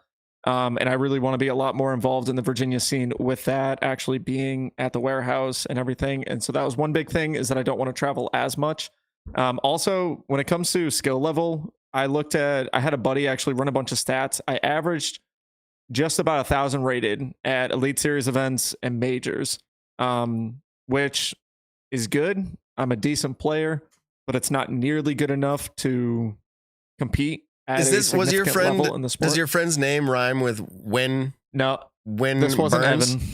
Yeah, no, it wasn't. It wasn't wasn't Evan on me. this one. This was another buddy. Actually, he went, and we have a Virginia group chat of a bunch of us local players, and he literally found us all the stats. Like I averaged over 1010 at C tiers. I averaged over 1005 at B tiers. I in my group chat was the only one to win an A tier. Little stuff like that. But nice. all in all, realistically, I plan on being more of a kind of local weekend warrior.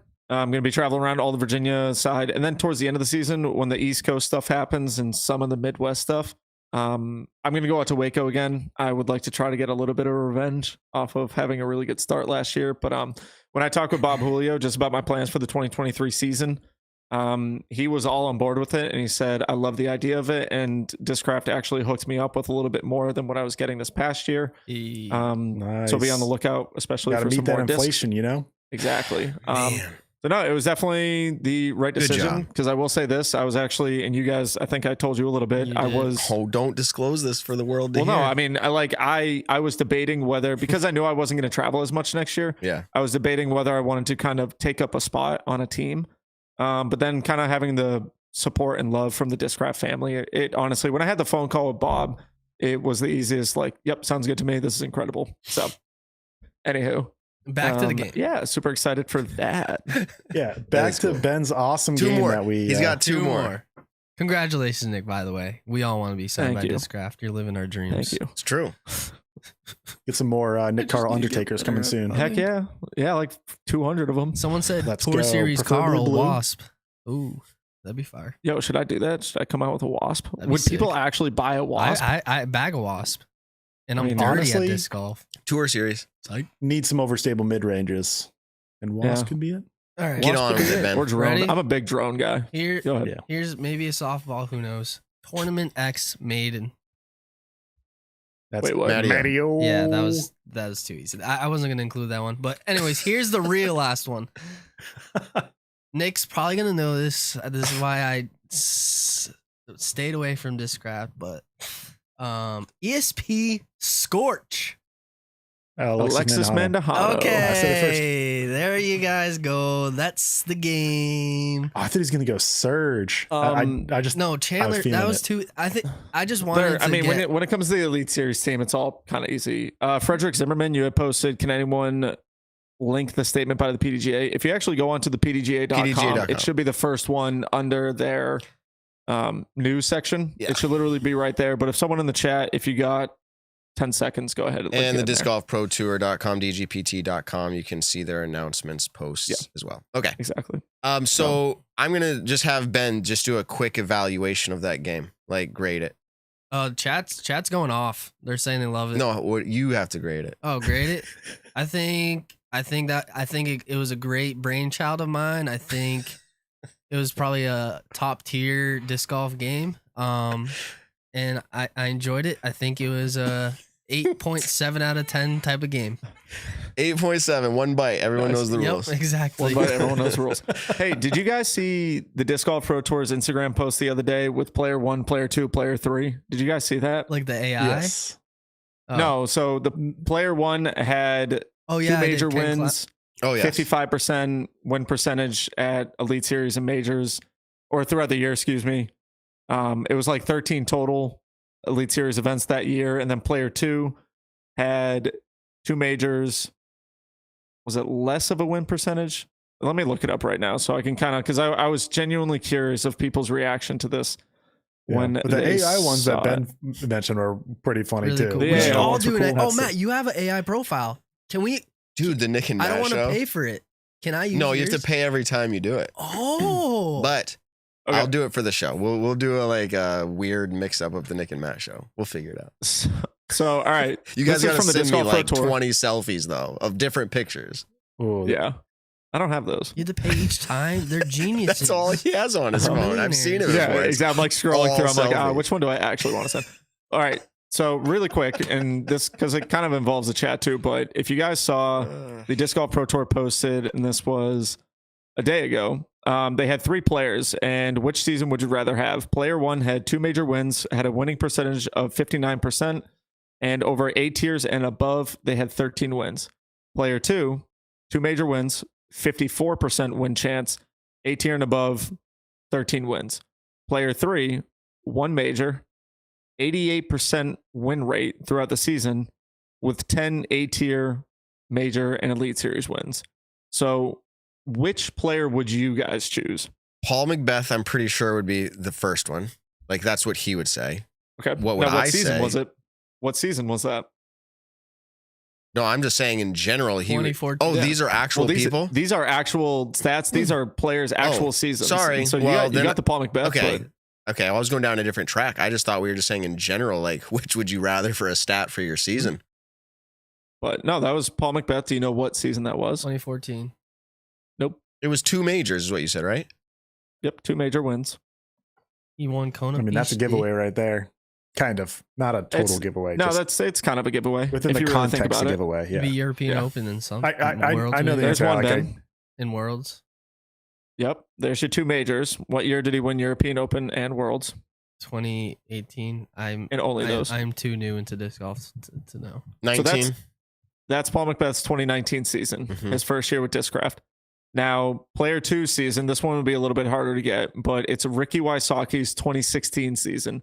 So the first year that he won Worlds, and the other major, I think, was the Aussie Open. I think that was in 2017. I think this Was one it- was. Was it Kona Peach Day? Aussie. Oh, Or man, European? I'm actually Was it European thinking. Masters? It could have been that. It might I have think been it was something in European Europe. Masters at Yarva. Anyways, wait. last season is Climo's 1995 season, where he had an 88% win rate and 10 Elite Series wins with 1 major one. So a bunch of the comments were like, comment player 1, 2, and 3, and then you can see who it is and everything. So just kind of like curiosity. When I first look at it, I'm like, okay, well, player 1 and player 2 have the same amount of Elite Series wins and also the same amount of major wins, but player 1 has a higher win percentage of winning throughout the year. So I'm like, okay, why would I ever pick player 2? And this is before I knew who it was, because I didn't even know they were actual people. And then I was like, okay, it's a 5% more win rate. So why would anyone choose player 2? But then a lot of people chose player 3 because of the 88% win rate. And then when you find out who it is, it was kind of cool. I liked it. And then a bunch of the comments were, can we have Paul Macbeth's 2015 season? I mean, I think everyone in the world would Yeah, would say that's the that. surprising thing because I mean, I was actually surprised they used 2019 because everyone talks about the 2015 Macbeth season. I think 2019's like an afterthought, even though 2019 is still It's- so it's friggin' impressive. filthy. It's Yeah. And insane how good that season was. he went from, what was it, going 18 down at Waco and then to not bogeying anything at like throw down the mountain, murdering. Like he had a disgusting. Besides, I think a lot of what gets overshadowed at it is that was the year that he also, I think he either DNF'd or didn't cash at USDGC that year. And so that's a big thing that people always bring up. But the 2019 was insanely filthy by him that year. Yeah, I'm actually. What would you say the percentages were? Was it just Elite Series? Oh, they included A tiers in it. Yeah, I think that's A what tiers. it was. Which so that's why would my have been like percentage throw is down the different. mountain. Yeah, I just did Elite and Majors and just trying to pull the I average personally round feel ratings. like I would always rather have more majors. Macbeth in 2019, his average round rating was 1056.43. That's so good. Wysocki in 2016 was 1048.54, which is pretty good, but it's like his 2021, I think, was higher. His ratings inflation. So player field 2019 was actually higher. So maybe, but 1056 in a season is filthy. Let me switch over to 2015. 1055. Oh my goodness. Yeah. It's insane, but that gives me such a good idea is to really like dive into the field strengths. That's something, we've done at Statmando is dive into the field strengths for those. Yeah. The field. You can strengths. say field strengths. That's appropriate. Or strength of field. Or strength of field. Yeah, exactly. But for those 2 seasons and really comparing, in 3, including Climbos, was at 95. You could do the same thing with Juliana Korver the year. Like she lost to like 2 people all year compared to like Tatar this year or Paige Pierce in like 2019, for example, but plenty of the other late 2010s. Okay. That'd be a really cool deep dive. I want to do this for the sake of caring about those on my show. His name is Evan and he's a part of another disc golf talk show.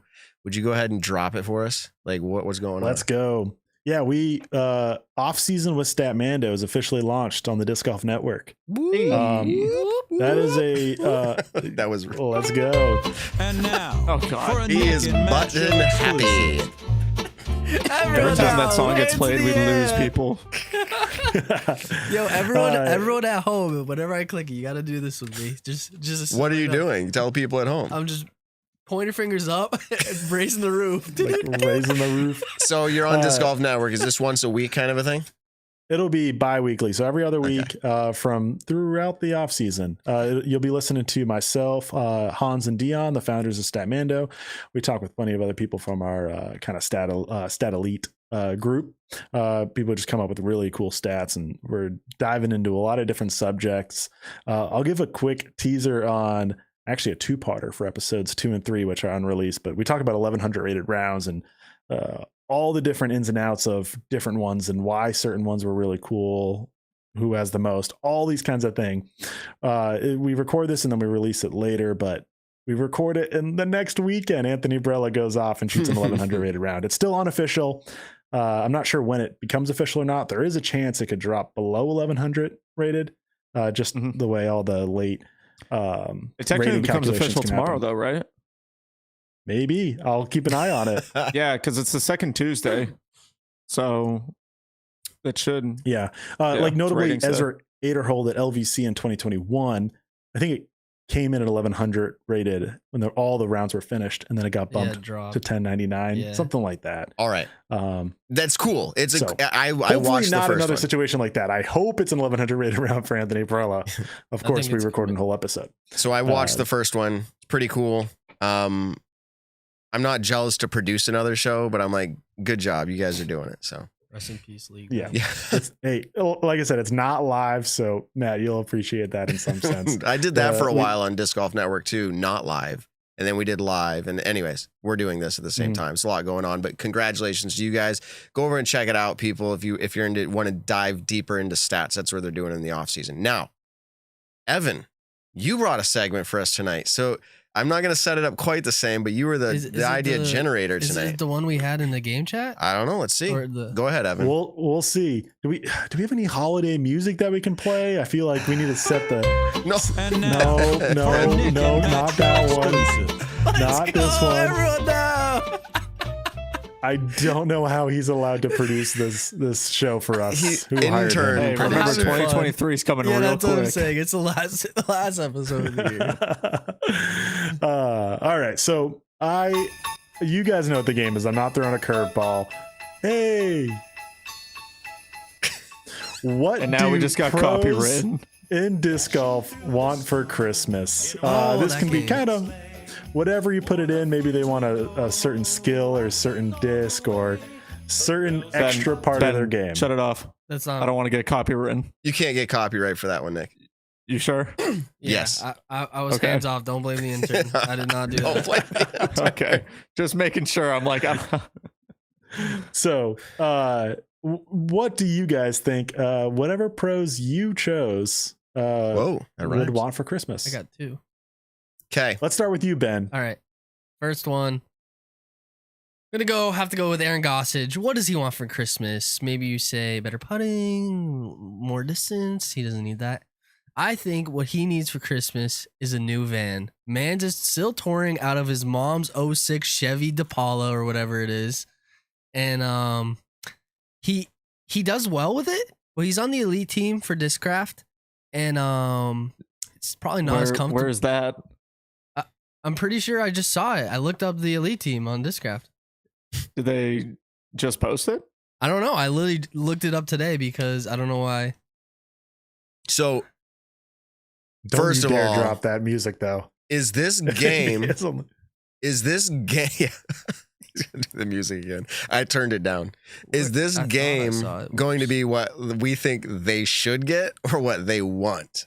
There's a little difference. He to it. definitely. That's true. No, he's still on the tour team. I don't know It's why. also- I thought I think it's saw more of a that. segment than a game. But It's true. But yeah, I think he just needs a new Sprinter van if he wants to do the full tour life. He can upgrade now. He has established himself in the tour. He's gonna get a new van. Sorry, he's not on the team. I swear I thought I saw. Oh yeah, it says Team Discraft. It says Aaron Gossage in like a hyperlink. That's why. But when I click on it, it doesn't say elite team. That's why. Gotcha. Mm-hmm. all these uses. But hey, I think that's a good He's one. gonna be on the elite team anyway. So whatever. Thank you, Evan. Next. So, again, I asked that question because I'm actually going to bring one that is also not what necessarily they want, but what I think they should get. Nico LaCastro, a PR like social media manager who does it all for him. Yes. Like, he doesn't get to touch it. He can tell everything he wants to his PR guy. The PR guy gets to filter it. I don't know if that'd be good for the sport. That was kind of I was trying to a stab at being funny, but anyways, No, that was good. mine. That was mine. He needs one. For sure, he needs one. What do you got, Nick? Do you bring any? No. I'm trying to think of players and like, we're just saying what a player would want. I mean, For Christmas, yeah. I think. Here, I got All right, another go ahead, one. Evan, if you got one.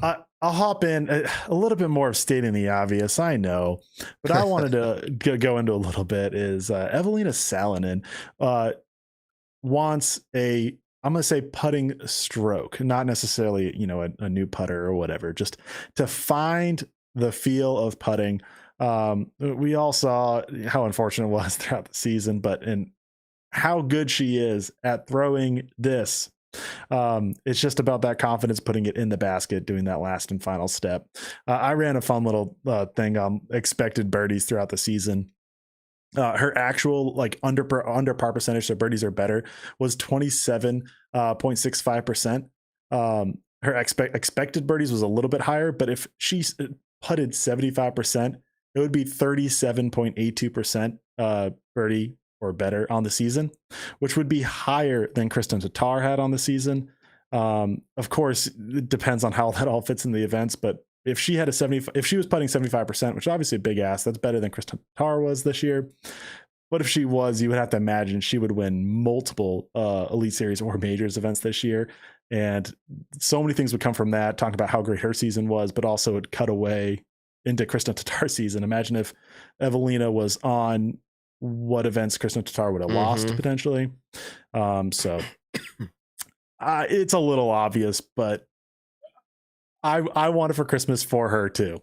So Woo! Okay. So, wow, Ben, this is pretty cool. Guys, it's not me. for, Don't blame the intern. I'll use mine. Yeah, go ahead. as Eagle McMahon would want a better shoulder. I was thinking about that I was too, thinking of yeah. this one. Let's go. So just to kind of be a little rude, but Be a funny at little the same rude. time. He's looking good though. He was throwing forehands in Simon's video. He's been playing some events. Okay, here we go. Gannon Burr hopes to find under the Christmas tree a new contract. Yeah. What? You're alluding to something. Speculation. Ooh. Gannon Burr. Gannon Burr. I got more to go unless you guys I got have keep more to bringing go, them. too. Bring them. I have Ready? another one for Gannon Burr. That Go guy ahead. needs for Christmas a plane ticket to Europe. Facts. He skipped out this year. Get him over there because Gannon He Burr can do needs some a damage. high school diploma. Let him get that first before he goes to Europe, please. Speaking of Europe, this is what I think this person needs. Christopher Hivju or Hivju. I don't know. He's that actor guy. What he needs is to not be last on the UDisc world rankings.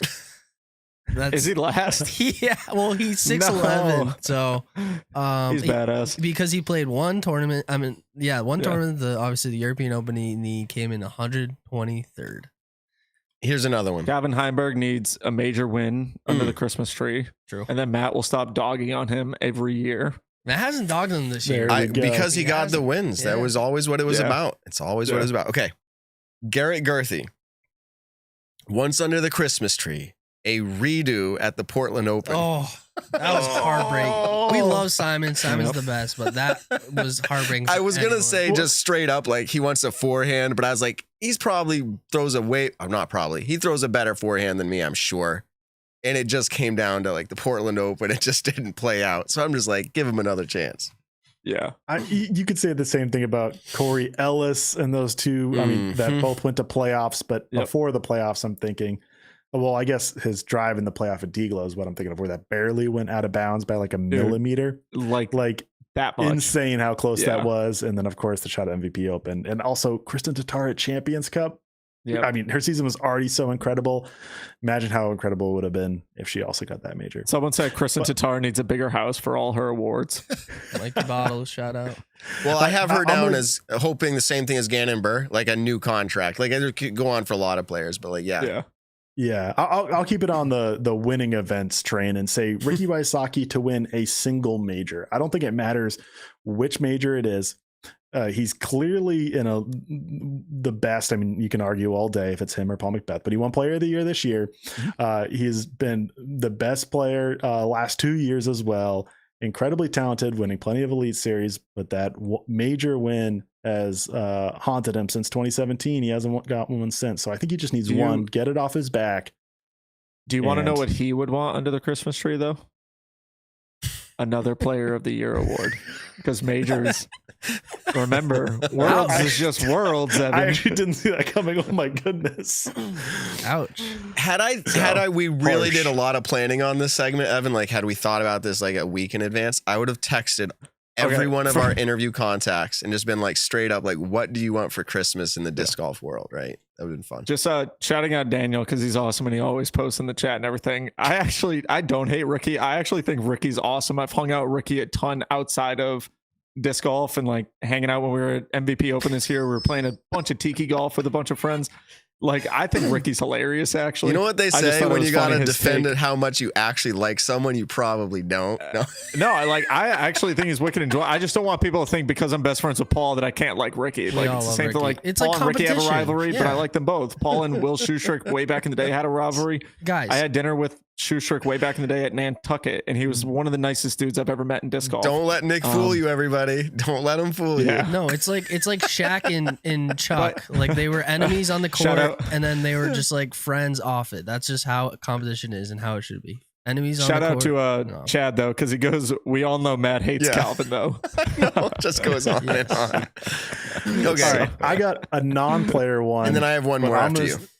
Okay. Evan Kearns. I'm going to wants to knock say girl. the Disc Golf Pro Tour gets a event in either Southern California or New York City area A pro tour. for New York Christmas. City. They get it. Where would they play? Central Yeah, obviously Park? not in this city, but like I'm talking about like within 30 minutes outside. I know Warwick's not too far. I was just going to but that say, kind let's of bring it to idea Warwick. It couldn't really, but It- let's bring it there.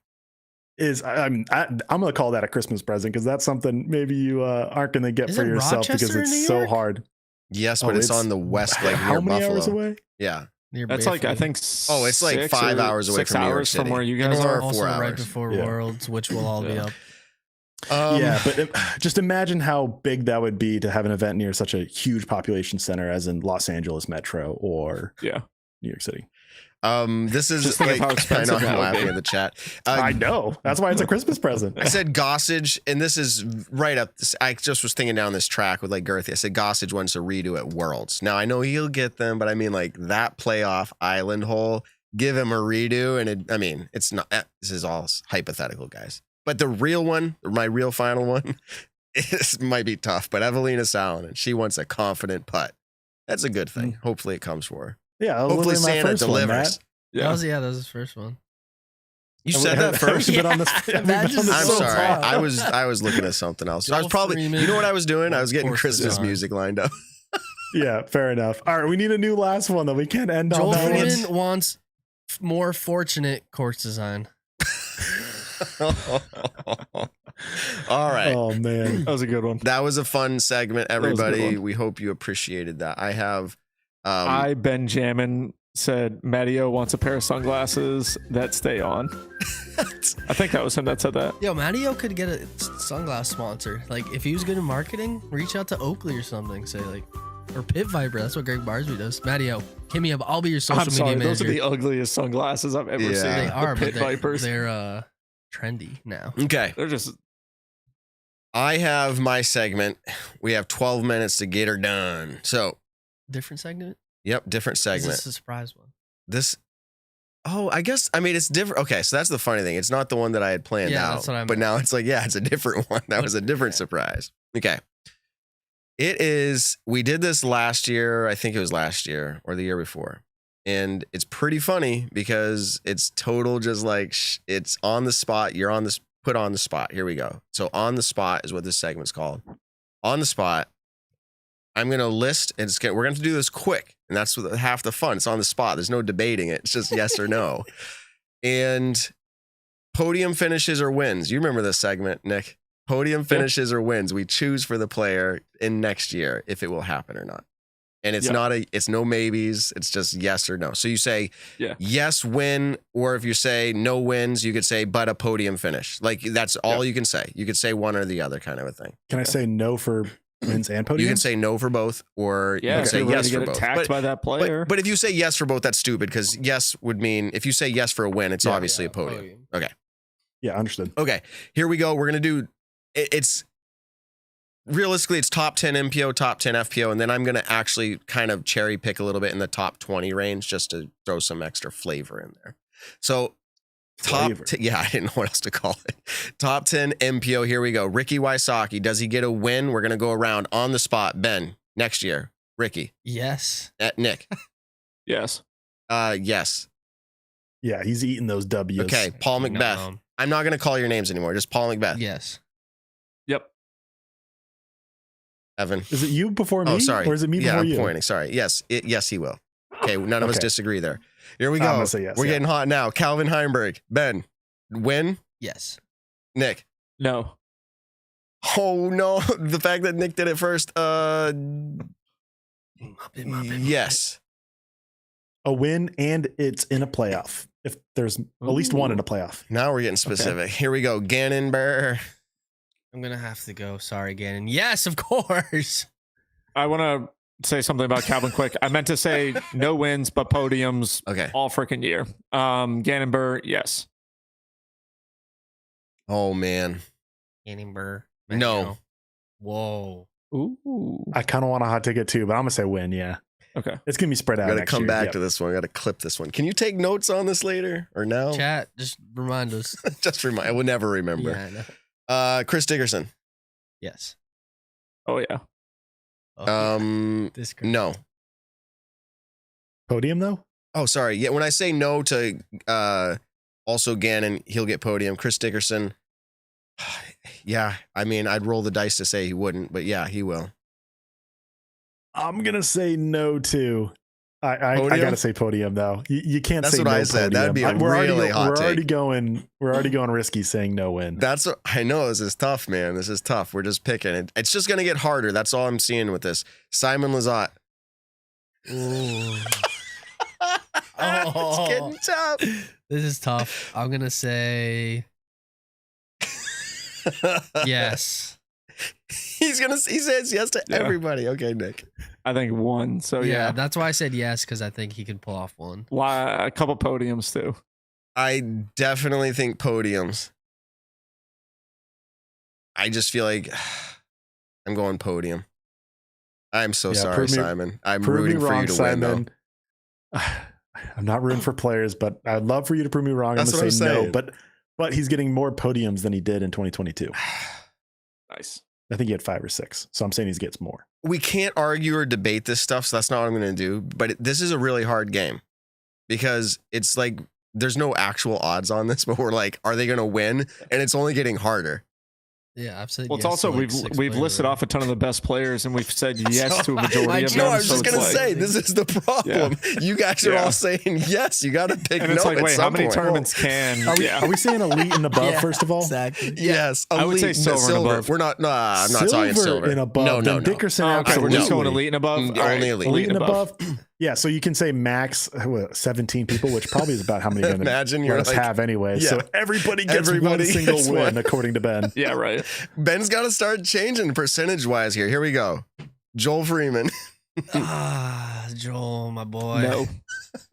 Nick already said no. Yes. No. Yes. Yes to a win. He's I all believe in yeses. him, honest. I know he said that like. So what are the chances buzzword all of these actually work out? It's less and less, but I really think he's gonna pull it off because We got to write these down. We got to write these He's gonna down. pull off something crazy. I say no. And because we're talking elites, I'm saying no podium. Same. I'm going to say no, but I'm going to say yes on a podium. But what I do want to say is if there's odds on Joel Freeman winning an event next year, I think it would be favorable to the end user. And so I would bet yes. He's gonna win match play. Kind of a counts. flip flop here. This is a stat we But I'm should gonna say track no. just for the show, Evan. Like maybe I can go back and type these down, these people, and say what each of us picked. So that way you guys have like a little bell that goes off if it's met or achieved. Ding ding. We need like a stat intern. Yeah, we Me. Guys, don't replace me. Okay, here we go. An extra. Matty-O. This is like Ben just keeps sweating. Nope. Nope. Yo, shout out Matty-O. Let me caddy for him last MVP Open. I don't Or two think- MVPs. Yes. I don't think a podium either. he's gonna win. Guaranteed. Are you Actually, Nope. I'm actually more confident he'll win out of anyone on this list. Yeah, but That might we're be not the asking you to dumbest say take you've yes. ever Like said. I'm more confident about this. It's yes or no. Will they? Yes. So they all I'm will. the most confident. So that- they all will, is what you're saying. Just to be Yes. clear. Okay. Everyone I've said is going to win. Evan, what did you say for Joel? For Joel or for Matty-O? Oh, sorry, Matty-O. Matty-O.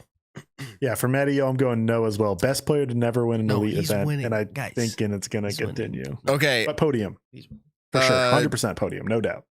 I guess I'll just kind of cherry pick here. Because once you start getting into the top, well, let me see. There's still 2 more. Kyle Klein. No. Oh, he's no and is definite. All right. That one's a little bit tougher, but I Now want to say Nick's no struggling. for next year. Okay. Yeah. And no I think podium. he's really good, but I don't think so. he has to pull off a great. All right. I'm in that same boat for next year. Evan. I'm going to say no for win. He had a lot better season than people remember Mhm. because it started off so slow and he Oh yeah. kind of was I a say late yes for podium too. Sorry. player. I'm going to say podium though. Like you say top 10, it's easy for me Like, on most of these players. Getting a podium, you have to do it somewhere, you know? And Mhm. I think he's like, there's like, you can have a 5-way tie for third, like DDO. You had a lot of new people get podiums. I think it'd be a similar I hope if scenario. any of these players listen to the show, like I know some of them do, they get fired up. We're rooting for you. No. I hope so. Yeah. That's Yeah, not what have this is 500 about. Yeah, more get putts fired up tonight, from Kyle, me for saying yes. we all to said your no. winning. Matt, Corey Ellis is the last one. Ben. Wow. He came close. I'm gonna have to say no. I want to say no. I want him to win badly. Oh, this is a close one. This is a close one. I'm going to say no, and I'm going to say 4th place. Sorry, I said we couldn't do that, but you're up, Evan. I think he's podium. All right. I'm saying yes. Corey Ellis, he's got it. He's so good. And not that the other people we talked about aren't good, but he's got it. It feels a little bit like Gannonburr. Like it just, not obviously Gannonburr was a different level, but just so close so many times. One of those is going to get through. Okay. You can say the same thing about Matty O, and I said no, but moving on. Here's 2 more for MPO, then we move into FPO. 2 more. And this is cherry picked. Isaac Robinson. Yep. Oh, yes to a win? Oh yeah. Oh, yeah. I'll say no. I'm feeling like no to both, but I'm going to say podium. I'll say podium too. I'm saying podium to all my no's. Evan. Yes, he's winning 3 events next year. He's winning Waco, Idlewild, back to back, and I haven't figured out the third one yet. I'm actually not sure. When this happens, WR Jackson. we are going to pay sponsor this to be like promoted to the world if that happens. 3. I'm not talking 2. That's what I'm saying. Don't give me credit if he wins 2 next year. I No. don't want it. When he gets 3, though, give me the credit. Yeah, it's got to be those 2 and then just some random one. Okay. All right. So FPO, here we go. The first ones are easy because I'm reading them in order of how they finished on the year. So it feels like the odds are really stacked to say yes. But here we go. Kristen Tatar. No, on opposite day. Okay. Goodness, this Yeah. guy. She wins them all.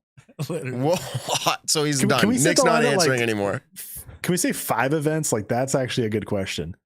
Like how many events does Kristen take? Because we all know Kristen's going to win It's one gonna event be next one. year. How many events does she win? What's the number of Elite Series events and Like, majors? With majors, Like- I think it's like 17. 17. 16, I bet 17, you 18, she something like that. wins. Maybe 19 or 20. Maybe it's more. 19. I bet And you they she added wins some, 8. so it might be. We just She wins start. 8 Okay. next year. Okay. That That wasn't. wasn't the segment. Sorry, Matt. Yeah, I was just saying we're starting to get into a little specific here, Yeah. and I Yeah, and she I, wins she an wins. event And next she gets year. a lot of freaking There you go. podiums. I don't want to jump out of FPO because we got in there, but the chat was a little delayed, and they're like, "What? No Eagle? Here's the deal. Eagle was not in the Okay. top 20, so we didn't bring him up. But We don't know how many events he's going to play, yeah, he's planning to play them all, I think. if he's going to play. So, Yes. all right, here we go though. So FPO, Paige Pierce, Yes. Yes. A million. yes, If anyone thinks it's no, you're insane. yeah. Yes. So yes. Katrina Allen, Yes. Yep. Yo. yes. Yes. Okay. Owen Scoggins. Ooh. I like how we have Ben go first. He sets the pace. Did she win this year? No, just She won answer match yes or player no now, on the so- spot, yeah. Ben. How do you Yeah, I feel? think she wins. She's a good putter. Nick, Nope. Nope. Podiums. podium. No. One. Plenty of podium. Oh, One podium Yeah. or one win? one podium. No. I multiple She's gonna- podiums. she's On to gonna the win. next. Valerie Manhano. Yes. Yeah. Yeet. Yeah. It's hard because we're speculating on the year to come. I know. No, but podium. I'm gonna Podium. say no as well, but podium. Wow, If she good. does win, it's only one. Not. I think. Yeah, 2 It's great years. times are She's changing. incredibly good. Times are changing. Yeah, I mean, I she's. don't want to doubt. I don't want to say she's going to get worse this year. Just winning's Exactly. hard. I was just about to say she could get better, and I'm still saying times are changing. But okay, Missy Gannon.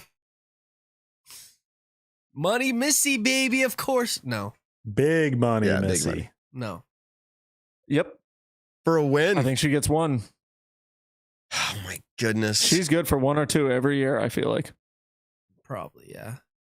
I'm 50-50, Yep. guys. I'm back to 50-50. Yep. She gets a win. She's podium. This is a tough one. I'm going to say yes as well. I'm going to call it Music City. Let's go. Back to back. Ooh, good one. It's elite this year, by That's the way. true. Good stat there. Number 7, Ella Hansen. Yes. I've always been bullish on her. She wins. Okay. Nope. But Potential podium. I was just gonna say at least one She podium. wins at least an 8th year. Come on now. Oh, I'm going to say no on the wins. You got to assume podium. I know. You got it, but I almost feel I'm going to say podium. It's going to happen. Yeah. It's so easy. No, I shouldn't say it's easy to podium. It's still incredibly hard. I do Way want to see easier at the than end of the winning. year who is the best. We have to do like who won this game at the Yeah. end of the Wait, year. we were supposed to, we did a game early February. Like I this, know, where we were that's like, what I who's said. going higher or lower. We should Yeah. check that back out. I know. Go research it. It's a lot of work. Chat, do it. That sounds Sorry. like your job, Ben. Cat That merch. sounds like an intern job. Cat merch. Cat merch. Cat merch. Color glow Excalibur. Does Lone Star have a color glow Excalibur? Hey yo. Cat merchants with Innova. He was We're just I, being I funny. have no info, but Yeah, all the rumors she are saying wins. it's a lock. she but- wins. Oh. Yes. I'm sorry. I'm sorry if that's not true. Oh, I didn't know. Anyways, no, I know It's that. okay. I don't think she Here we wins. go. That'd be sick for Lone Star. What is it? Cat merch? Yes, or no? Yes. No. to a win. Nick says no. I say no. I say no. I say one podium. Podium's tough. Maybe. I say no podium. Man. Yeah, I gotta say podium. I can't say no podium.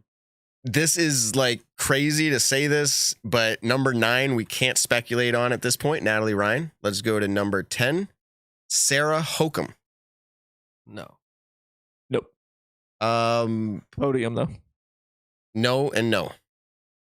Her last Elite Series or major win in FPO was in 2019. Now the stats are coming. Unfortunately, I think that's gonna hold up. I think she'll win silvers as she did this year, Mhm. and she will most definitely get a podium. Yeah, I Mhm. think all my no's are podiums. I'll say that. Okay. Ben has no no's and no's. Correct. Everybody. I just love everyone too much. I want to see them You can't. succeed. I want to see them succeed. Yeah. This is a game of trying to win this game, though. Yeah. Yeah, but Yeah, can I throw out a couple names like There's- after we're done? Like, Yes, can we and then extend there this are out? 2. Yes, so now I'm going to what I said. Cherry pick some names here out of the top 20. Okay. This one wasn't hard. Just to go to number 11, Evelina Salonen. yeah, I That think is she's a gonna work tough hard one on her because there's putting. only one thing that she really needs to work Yes. on this No. off She's gonna work season. on her putting. Yes. So, no. Yes. I say yes, multiple. Whoa. Ooh. Okay. Here we go. Haley King. If she's on, No. This is yes or no on the okay, spot. okay. Johnny on the spot. Go. yeah, I want to Yes. say words on it too. What'd you say, Nick? Yeah. Yes. I think she'll win. I just need every FPO player and MPO Is, player to are win. you at saying least yes, once. Matt? Everybody said yes so far. I'm actually going to say no, and that's purely events played. All Yes. Podium. right. Dang. Super hot take. I How'd just- that happen? It's kind of like Eagle. Eagle could play 8 events only this year. So if we picked them, I don't know if I'd say yes. I'm worried that it's going to be a similar season where she's not going to play a lot. If she plays the whole entire tour or like 85%, you got to say yes. But I'm not playing that game. I'm playing, does she get a win? Yes. And so I'm going to be tough on it just because you need to see her playing all the events, and then I'll say yes. We but I'm gonna should say no for now. also like score these different ones like with more points or less, depending on how like hot of a take you gave. You get more points, kind of a thing. But okay. Oh, yeah. Yeah. Last one here. I know I said 2. There's so many FPO in the top 20 now that are showing up that it's actually incredible. The stories keep getting better. But let's say Henna Blumroos. We already know it's either a yes or a podium. So which is it? Yes. No. Nick says no. I say podium. I say yes. Can I throw out a different hot take real quick? Okay. This can't be true, but I'm going to say it. I'm not going to say I stand by it, but I'm going to say it. What if there are more European FPO wins, not including Kristen Tatar, than there are Kristen Tatar wins? As in like Evelina, Henna, add in Imagine. like, Heidi Lane and any other FPO European players. Imagine. Let's say they in combined win 7 and Tatar only wins 6. Like, Well, I that's got what I'm Tatar winning 8, so. Oh, okay. Oh man. Yeah, you I wanted to don't bring know if up I a could- few. I Evan? don't know if I could go that bold to say that. That's really hard to say, but I do think Evelina and Henna are both going to have a good year. And I'm going to say Henna gets a win. I already said that. But I'm Okay, gonna did you want to bring up a few to pose for us to ask? I mean, to answer. I got to go back to MPO and say one. This is, well, I got so many I could say, but I'm going to stick on this one. Aaron Gossage No. for podiums too. Oh man, Aaron No Goss podiums this year. yeah. Easy Solid, win. solid top 10 No, player. He wins. He wins. Guys, he Okay, Nick. Goodness, Nick says no. Guys, he Ben wins. says yes. Wins. I say no and no. I say no and no as well. Guys, I he mean, wins. obviously, great Trust player. me. I was hoping I could get some points on that. The from goose I you. got one lose. for FPO. Yep. Holland Hanley. Mm, 1 win. I think one podium. Let's I think next year. Next One, year. I actually really want to see Holland win. I'll say no and a pody. Big Holland fan. Man. Uh, All I'm right. gonna say no, but with the podium. I don't know if Matt went, so I was waiting on that. Oh, sorry. but No, I win. said no and no. Well, I know Yeah. I said one. I think I said a I podium. said no and podium. Yeah. So, any others? Nico LaCastro. Oh my goodness. New switch. New bag. European Open, he did really good. How at. often does he He'll get podium? a podium maybe. So that's my answer is a podium. Yeah. Yes. Okay. I'm gonna say no wins as well. I'm leaning towards no podium, but I feel like he got it too. I'm doing like a huge disservice to him because he's gonna be great this year. I think like top tens. Yeah. Solid player. Just I mean, he Ugh. squeaks. He just randomly gets these wins. Like, what I was know. it? 2022 was that Yeah, Preserve, Waco. and then One a year, 2021 maybe. was Waco or something like 2020 that. Preserve and 2021 Waco. Okay, Right? yeah, and I'll half say, a season this year, but This was the hardest one. I don't know. This I want to say no wins.